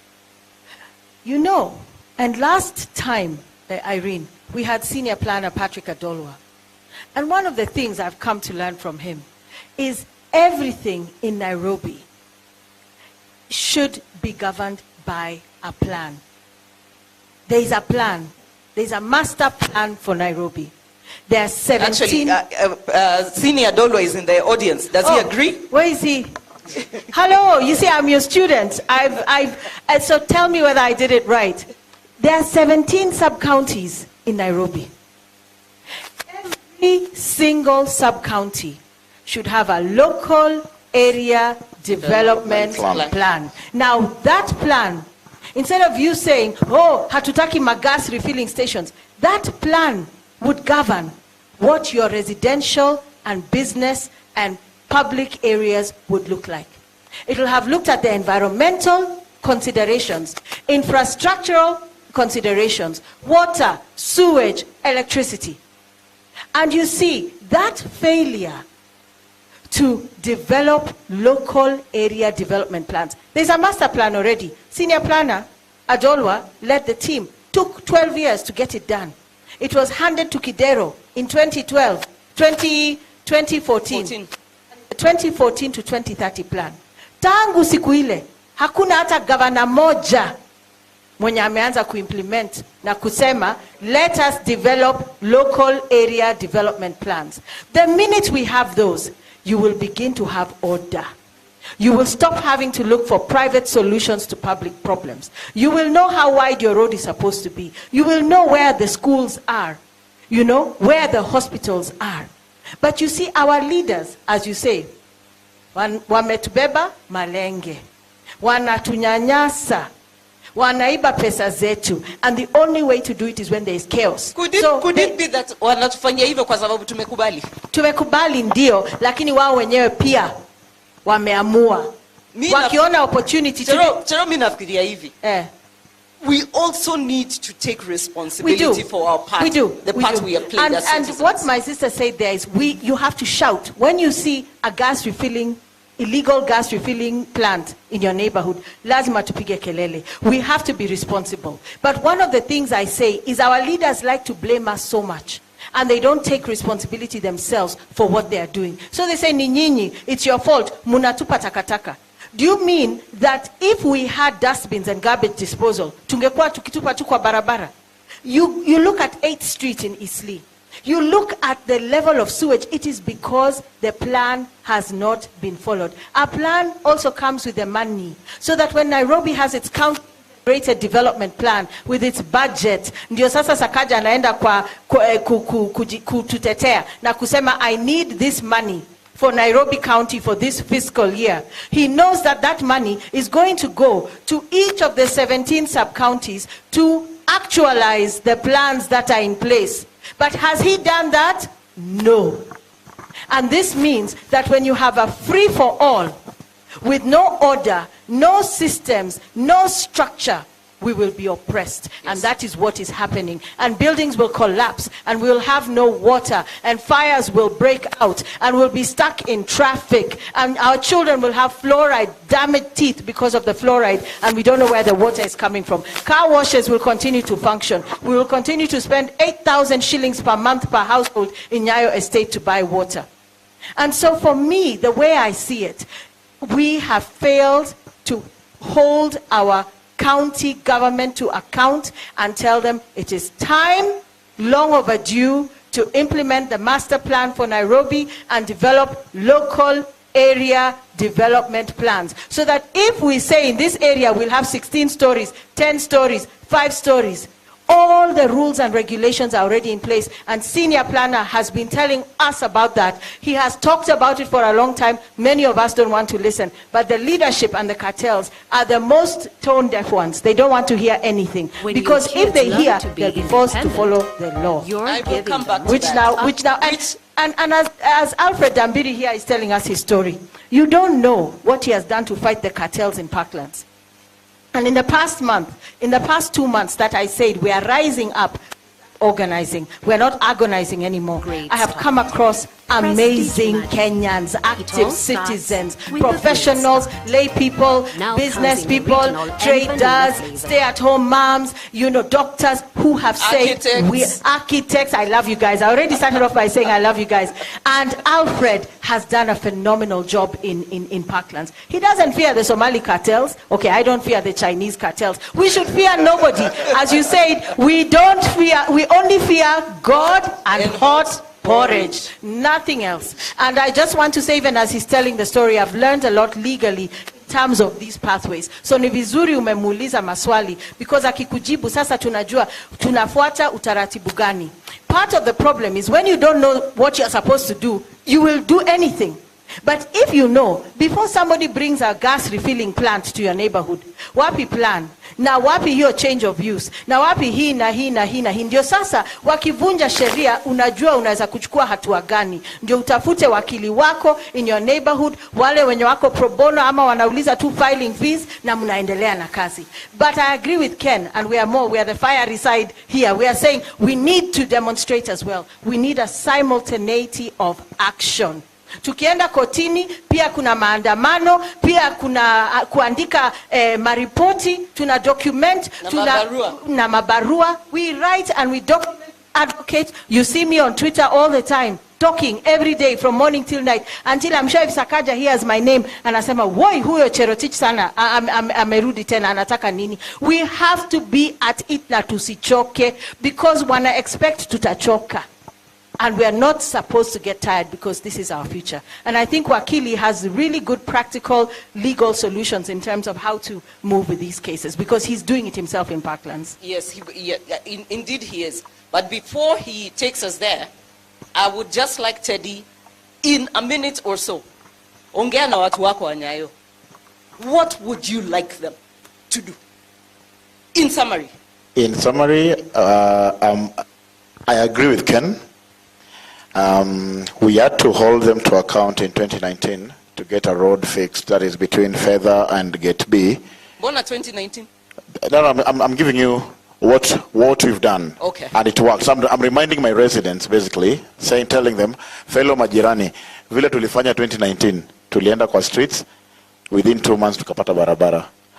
Saya tuna maji, we've picketed more than 3 times about this water. We've gone to the headquarter hapo Kampala Road, tumeongea na wadosi wote mpaka ule mdosi wa juu kabisa akatu promise vitu yenye ziko. I think that is not enough. What we'll do is the radical. I love radical. I believe in it. Tutafunga gate zetu. Kwa hivyo wewe ni activist. I'm following up on his footsteps. My senior here. Kabisa. Sasa I'm yet to graduate. Lakini what we'll do is let's withhold their payments. See, they have these guys who have to come read their meters. Yes. So huyo mtu kwanza asiingie, pesa yao pia wasipate, because one thing I know, they've got this decentralized system whereby a particular regional office like us, we are with this Kayole office, which is the eastern side, which takes care of us, and they have to pay that huge rent at the Shujaa Mall. I'm putting this out there so that everyone understands how this Nairobi Water guys work. They've rented out 2 floors at Shujaa Mall, next to, as you go to Mama Lucy. It's all cheap. The rent of which is paid for by taxpayers' money. Paid by the bills they give us with no water delivered. You know. So that's the thing. Literally, from Nyayo alone, they collect at least 8 million shillings a month in terms of bill payment. Tunataka tukate hiyo. Hata wasikie ile uchungu tunasikia, because I think tumewazoesha vibaya, and you're very right. Let's take back this thing. There's this issue of disaster management. I have been in so many forums with the DCC, the ACC, and everyone else, and we discuss and we talk. Oh, there's this fire brigade from the airport who might come if there's a big problem. I mean, why will they leave their planes there and bring the fire engine to it doesn't make sense.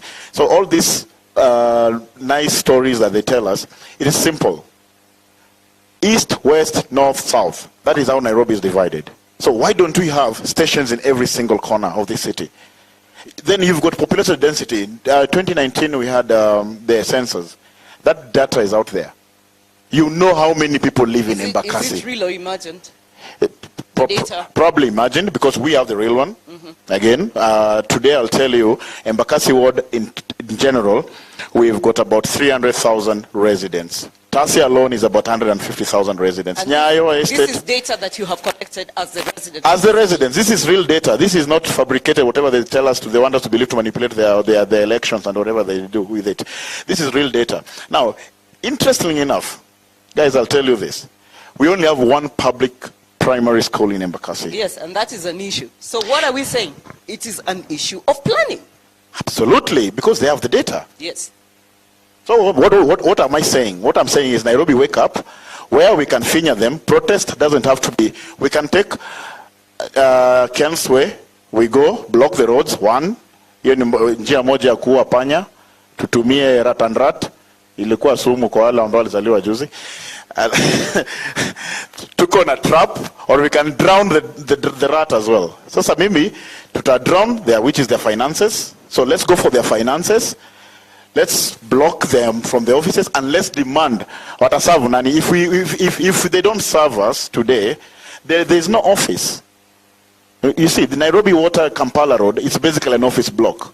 That's watakuwa na serve nani if they're not serving Nairobi. So the heat needs to come from the east, the heat needs to come from the west, the south, and the north. So basically what I'm hearing you say is that the monster only survives if we feed it. We've been if feeding we stop feeding it, then the monster will die. It will die automatically. And Super. they've I used the think- divide and rule. Yes. And all of us, Nairobi, come together. There is no north problem or south problem. Yes, as we have established, all of us here, we come from different neighborhoods, but our problems are the same. Absolutely. And the only people who don't seem to be suffering are the people of the country. And we should converge on City Hall. That is where all east, west, north, south, our simultaneous actions, we converge on City Hall. And if City Hall fails us, we go to where? State House. And we must, and you know, people fight in different ways. There are others I agree with you, but what I wanted to say, Irene, there is no taxation without representation. Yeah, that's what you're absolutely. effectively saying.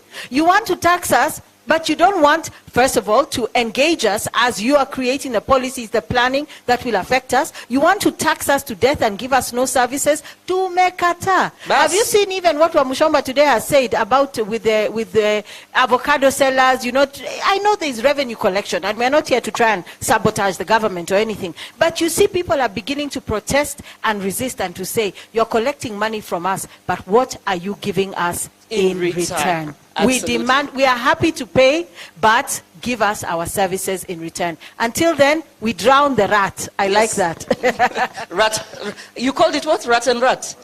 Okay. Sasa, we Ken uko na story mingi sana. Nataka jibu. You know, just tell us. I want him to tell us, because you see, what is happening right now. The county government has given us zonal zoning plans. CG 14, they haven't given us. Those are just stories of Java.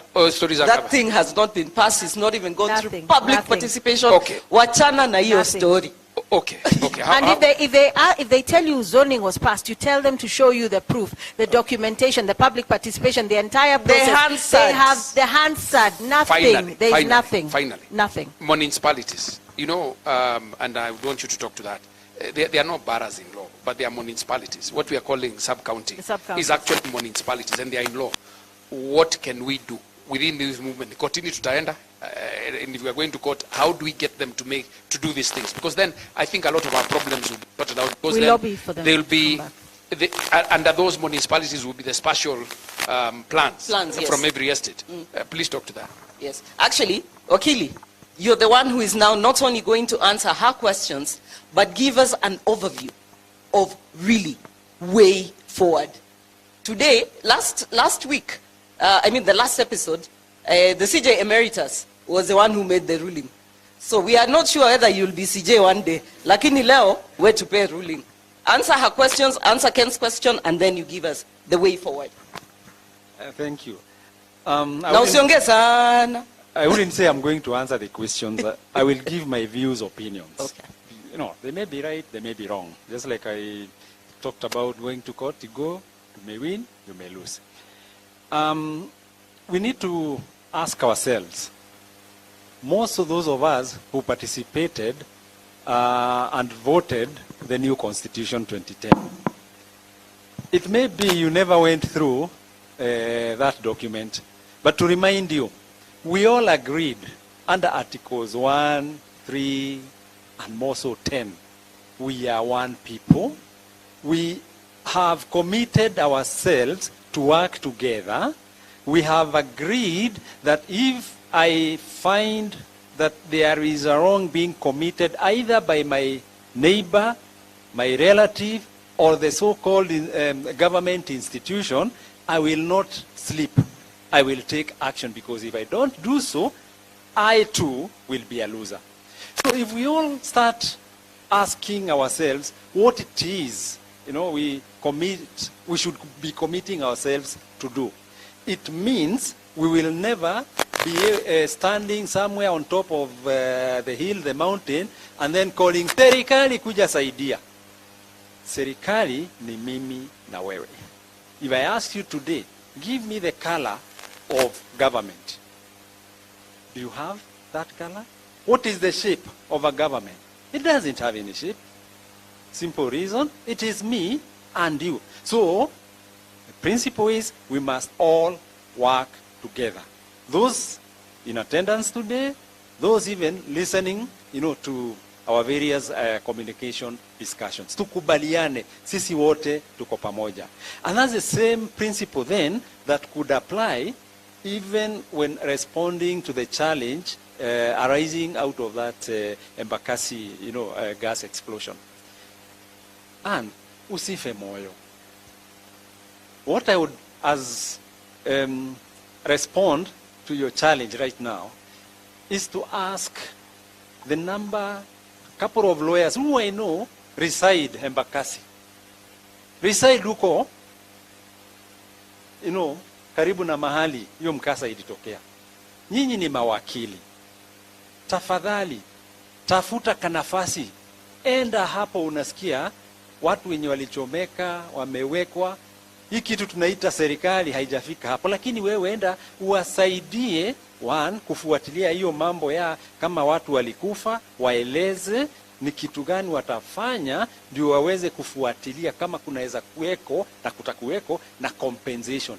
Yule mtu alisababisha hiyo mkasa kisheria, lazima ukichukua hatua anaweza lazimishwa kufanya compensation. Kumbuka, hata serikali nayo tunaweza iingiza hapo. Serikali gani? Hii ya county. Kwa nini ilikubali lori ya gas kuwa inaingia, inawekwa, inabeba gas hapo? Mbona hawakuwa nafuatilia? Na hiyo ni kazi yao. Kumbuka, kama ilianza na mambo ya planning, malori yasiletwa hapo. So mawakili wenye wako hapo, na I think hata nyinyi huko kwenu mtawapata tu, waulizeni kwa upole. Labda hawajui, labda ni ile roho sofa hawana, wanaweza kutusaidia. I'm giving an example of what happened in Kirigiti 2 years ago. Kuna ile nyumba ilianguka huko Kirigiti. Mimi sikujua wenye walikufa kwa sababu ya mkasa. But by chance kwa TV nikaona wakati wa mazishi ya ule mama mwenye alikuwa na watoto wawili wamekufa kwa mazishi. Nikauliza rafiki yangu, tunaweza saidia hii familia? And it has taken me 1 year, na tumepeleka sasa kesi kotini kushtaki sio tu mwenye hiyo nyumba yenye ilianguka, lakini pia county government ya Kiambu. Tumeshtaki mpaka National Construction Authority, kwa sababu hao wote makosa ni yao. Huwezi anza kulaumu mmoja uache mwingine. Na tukifanya hivyo tumeweza kujua majina ya kila mtu, kama ni hiyo county executive CECM wa Kiambu mwenye ndio alikuwa anapaswa kuwa anasimamia mambo ya planning, mambo ya mijengo. Hata yeye tumemstaki. Same thing tukienda kama ni National Construction Authority. That is an institution. Huko ni watu ufanya kazi. Ukistaki institution na hata upate judgment at hiyo institution ndio itafanya compensation, you have again hit the wrong button. Haujapanish yule mtu ambaye aliamini kufanya kazi lakini ya kufanya. That's the reason I advocate for ukistaki government, whether national, county, ukistaki institution, jaribu kila wakati unastaki watu wenye wako kwa hizo maofisi na wenye ndio walikuwa wanapasa kuwa wanachukua hatua. Because if you don't do so, au wataendelea tu, wewe tunalipa ushuru, wanapata mishahara yao. Lakini mara ya mwisho, si wewe ndio unaumia. Wewe unaongea juu ya double taxation. Hata hiyo ni triple taxation. Kwa hivyo tuwafukuze vile tulifukuza watu huko Ngong Hills Hotel. Unaenda pole, exactly. Unajua mtu akianza kusema, kwa nini unanishtaki? Na mimi ama public officer, mkumbushe chapter 6 ya katiba.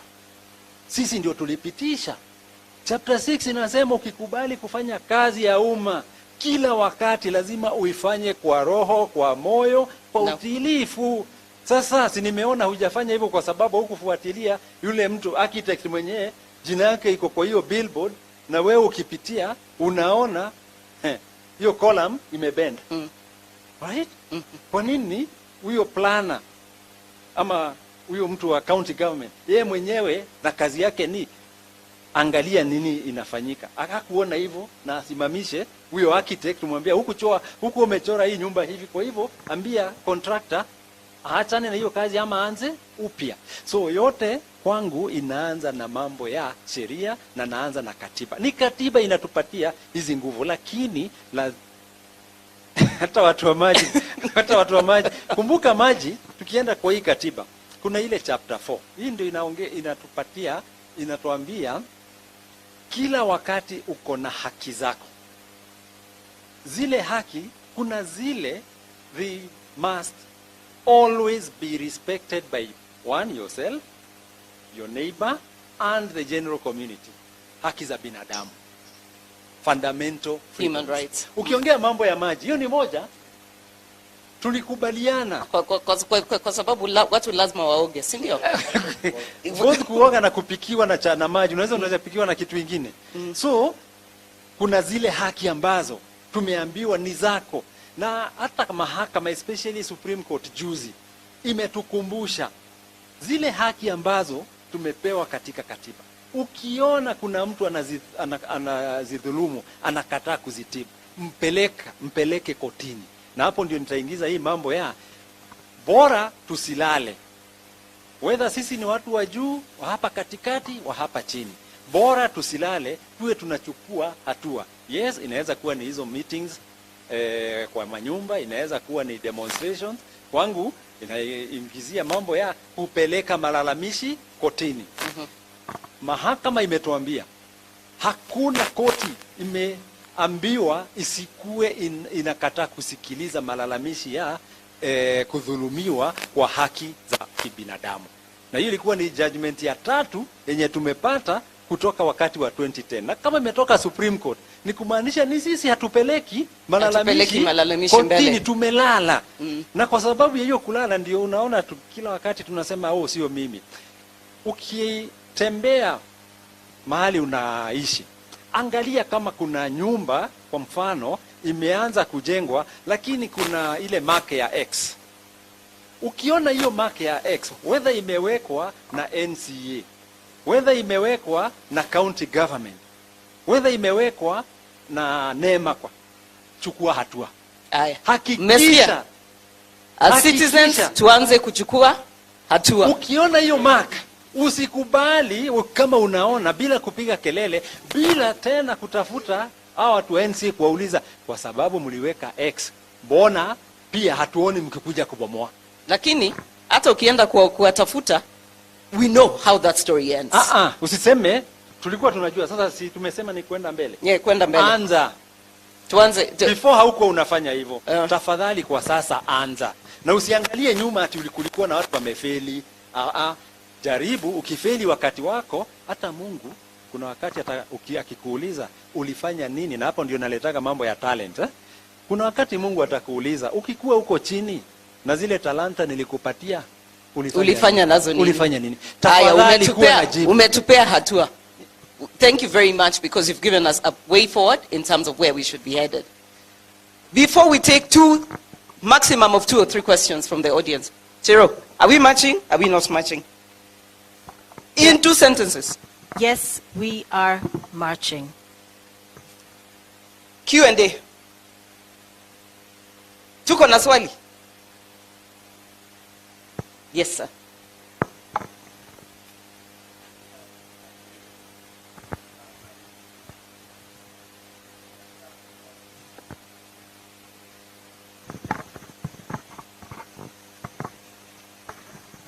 My name is Onyango Makaguta. I'm an architect, and this is my first time here. But I heard what Ken said about organizing. But I think we need to first educate. We must first educate ourselves to know why we want to organize. Because if we start to organize without education, then we can't sustain it. So that's number one. But number two, we also hear the architects. As part of the problem we have is buildings being, buildings that are being built without proper approvals or that don't meet those approvals. The people who draw them are us. So we must also be responsible. We also must agree here and say that as architects, we're not going to do this. We must also accept that responsibility as ourselves. And then lastly, we also must take responsibility for electing these people in government. We can't complain about the people who are put in government who can't do these things. So we also must change as citizens. Thank you very much for your contribution. But I'll quickly just answer you. In terms of, and I'm speaking on behalf of the architects, we addressed this issue in the last episode. And I think we committed that as architects, not only are we going to take responsibility for our actions, but also we shall, again, follow the law. It boils down to personal responsibility. So I think that was addressed. In terms of education, Chero, quickly answer that question. Thank you so much, and I agree with you. There are 8 steps, and I will not go into, I'll just headline each step. First one, we need to organize at community level. We need to document, take photos, write it down, write letters, document every single violation. Number 3, educate, agitate, advocate, and resist. This is where we're talking about marching and all forms of resistance to kill the rat. Number 4, go to court. Exactly what we have been saying. And the wheels of justice are slow, but we work simultaneously with other actions. Number 5, investigate and expose. If we do not know who's behind all of these, the cartels grabbing public land and so on and so forth, how do we ever cut the head of the snake off? Number 6, sue the real players and their proxies for damages that will bankrupt them and shock them and let them go to jail. Number 7, deregister, disbar, and impeach. And number 8, restore Nairobi based on proper planning and urban development precepts in accordance with the rule of law. So we organize by having a sequence of events. We tackle them systematically so that we are not all over the place. Tunaandamana, alafu kesho tuko hapa, alafu we need to know clearly our sequence of events. And when we do that, we'll also deal with those professionals who are breaking the law. It'll be wonderful to see them deregistered, disbarred, and we'll impeach our leaders if we have to. Fantastic. Thank you very much, Chero. One more question from the floor before I address one on an online question from an online viewer. No questions? I'll direct this to Wakili. There is an online viewer who's asking, what kind of regulatory measures or legal actions are available to ordinary citizens who want to prevent uncontrolled developments in their neighborhoods? You have had successful action in Parklands, and I want you to just summarize this. What can people do? What have you been doing? Perhaps it's going to be more of a repetition. Just like Seha said, there are steps that we all need to be taking. More so relating to what the questioner is talking about, unregulated development. I keep saying, and I will repeat, that you cannot talk of uncontrolled development. You can only talk of illegal development. Yes. So, if it is usage of language, let us get it out of our minds that where you can see a tall building coming up, you automatically qualify it as a development. No. Start from saying this is an anti-development. For reasons, if it was not approved, it is going to affect my life, the life of my family, the life of the community adversely and very negatively. So the language on development ought to only be that which is recognized under the PLUPA. That is where this PLPA is an act of parliament, you know. On we call it PLUPA. PLUPA, yes. Yes. It says development is anything that changes the status. Actually improves. In a manner of improvement. In a manner of improvement. Yes, in a manner of improvement. So when you're talking of putting up 8, 10 floors, whose net effect is to deny you, the other neighbor, the right to sunshine, the right to clean air, that will not be a development. So it is an so for you anti-development. now, when it comes to how to deal with that kind of a challenge, I have said, come together, either as neighbors or even as individuals. Usikuwe na woga ati ni wewe peke yako. Find out who is this person who is bringing this anti-development. Naweza anza kuongea naye kidogo, akileta mambo yake, like we have been told, chukua photo, chukua picha, and create your own X page. Anza kusambaza hiyo maneno yenye inafanyika hapo kwako. Because communication and information kuna is groups power. mingi sana WhatsApp. Unajua group moja iko na cabinet secretary, ingine iko na Katiba Institute, ingine iko na architects kama 30, watumie. Kutoka hapo unatumia bado mambo ya kujaribu kusambaza. Try as far as possible. Hakikisha umefikia hata wenye wanapaswa kuwa wanakuja kuangalia. In this case kama ni Nairobi ni county government. County government kuna department ya urban planning. Hakikisha hiyo maneno imewafikia. I'm glad that in a number of areas in Nairobi, this office is called sub-county administrators. Yes. By the way, administrators are much better than governors. Because they are closer to the ground. Because they are closer. Yes. Again, always ensure you involve them. So that by the time labda mambo yako yote yenye umejaribu hajafikia mwisho, resort niyo kwenda kotini kutafuta court order. Yes. Na hiyo ndio tunasema katiba imepatia hii mahakama inaitwa Environment and Land Court nguvu za ukipeleka malalamishi yote ya environment, ndio inaitwa Environment and Land. Na mwaka uliopita hata judiciary wameseparate hiyo Environment and Land Court into two. Kuna division moja sasa ina deal na mambo ya environment and planning. Nimeenda mikutano kama 3 na majaji wa Nairobi Environment and Land Court wanalalamika. Wanatuambia katiba imewapatia haki. Nyinyi hamleti malalamishi. So what you're telling us is that we need to be proactive. Yes. In answer to the online viewers' question. Yes. And take control of our circumstances and use the avenues that are available there. Those avenues they to are there. us. Na sio lazima ukue uko na wakili. Nasema ukienda mahakama ELC unafanya petition. It's the simplest form of complaint unaweza fanya. Nimeona judgment zingine judge wakisema hata ukileta kwa Kiswahili ni sawa. Kumbuka katiba ndio ilituambia lugha zetu ni 2, Kimombo na Kiswahili. Again, it's not expensive. At best, if you want to, once you've taken all those investigative and investigating steps, uko na hiyo evidence, it will not take you more than 15,000-20,000 kucompile hiyo petition at na kufanya hiyo application ya kusema kabla mjengo iendelee, koti toa injunction, kazi isimame. Hiyo ndio mzuri sana. Koti kishatoa injunction, kazi isimame. Alafu wenyewe wana kiburi waendelee na mjengo yao. Unaingia level ya wapelekwe kotini kwa sababu ya contempt of court. Hakuna sheria mzuri kwa sasa ya kutoa adhabu kwa mtu mwenye anakataa kutii order ya koti ya Environment and Land Court. kama hii ambayo inasema huyo mtu anapaswa kufungwa miaka 2 ama kutozwa faini ya milioni 20.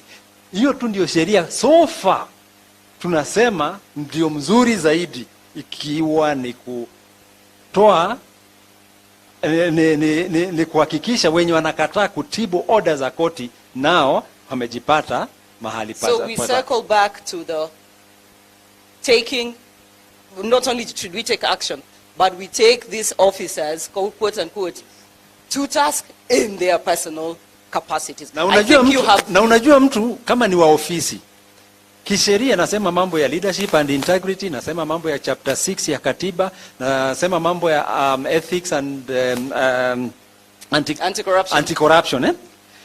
Ikiwa umepatikana na hatia na punishment yenye sheria inasema unapaswa kutimizwa ni ya zaidi ya miezi 6, unajua automatically you cannot be a public officer. Yes. So haikuwa ati ni kila wakati tunasema so and so sack, dismiss. Hata wewe mwananchi uko na nguvu ukichukua hizo steps kuhakikisha public officer mwenye afanye kazi yake, unaweza fika level ya kusema sheria ndio imekuondoa ofisini. Na hiyo ndio tunasema wewe ni serikali, kwa hivyo usingoje hiyo kitu kingine serikali ichukue hizo hatua. Tumeshukuru sana wakili. I believe that with that we have covered most bases tonight, and the rallying call is to the citizenry out there. It is time to take back your power. We are all in agreement on that. Kwa hivyo sasa turudi Mountain View, wewe rudi Kilimani, uvunje manyumba. Basi wewe uko Nairobi mzima.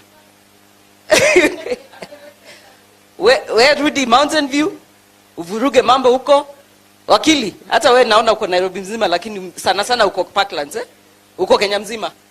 Nyayo Embakasi, nenda Jua Kali, watu wako wamekusikiza.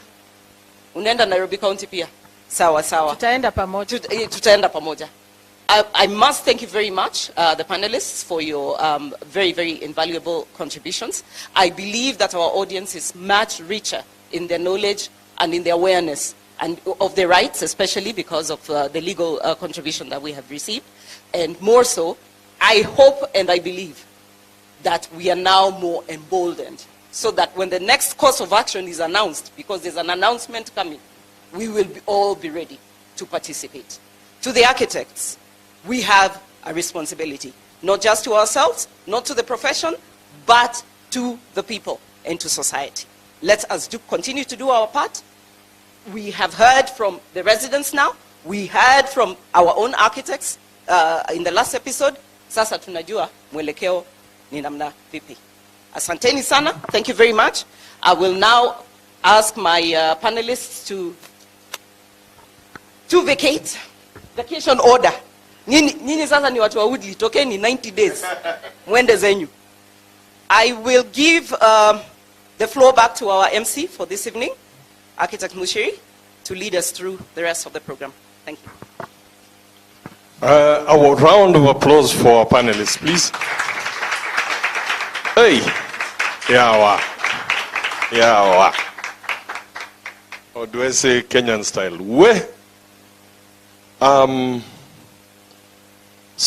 Big things start in a very small way. The panelists from Mountain View made it very clear about this thing about revolution. This thing, we can no longer just be talking. What I want to give to you as a TA, we have a very strong advocacy committee. To you all, the residents associations, come to us. We will tell you how to then phrase those things. Hii vitu tulisoma. Somebody asked about the architects who are building those funny things. We also are feeling the pain. As lawyers, I know you have lawyers who eat clients' money. We also have those guys who are doing. One guy, he has an office and a staircase, and he's doing 200 projects all over the country. And he's practicing, he's there. He comes and he says, yeah, I'm the guy. So when we are shining the light, even for us architects, shine the light on us. It's time to feel the shame. We can no longer continue doing things this way. So, I've heard you guys talk and everything. We are describing malaria. The problem is malaria, but we are saying it's a headache. We are saying you have diarrhea. We are saying you have backache. We are saying you have fever. We are saying all sorts of things. The problem is the malaria, and the malaria is this, that we do not have a master plan for Nairobi. Simple. So somebody will do something different, he'll do this. We don't have an evacuation plan. What is the evacuation plan for Embakasi? If there was a big explosion there, where do people run to? Yeah?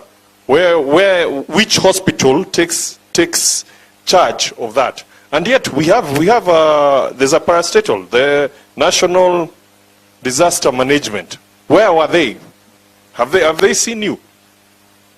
Tuanze kuuliza hizi maswali. So for us as TA, we start these conversations, and we are so thankful to you guys for attending. So now a round of applause for our panelists. Many thanks to the people who have organized this event. Vicky, hata kama ulitoroka when I called you to pray. Prezo, I know the work, hard work. Irene, thank you so much for. Sikuwa najua, I didn't know Jaluo knows Swahili.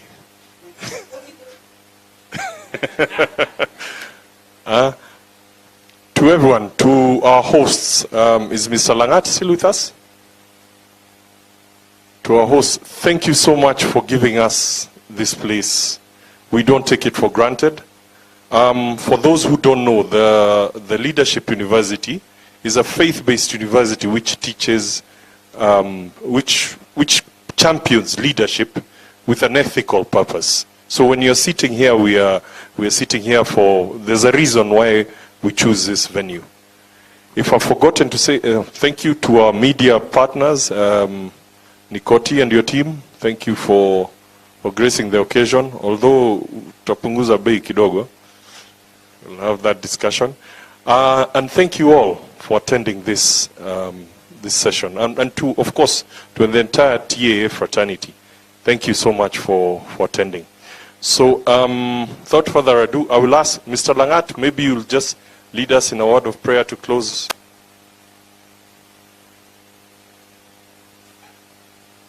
Oh, I'm reminded, Vicky, maybe you can just come and make 2 comments about our calendar of events for our next event and moving forward. Then we'll ask Mr. Langat to come forward. Thank you. Hi everyone, how are you doing? Okay, so we're going to do something small to changamsha. I want us to sing a song. You put your right hand in, you put your right hand out, your right hand in, and you?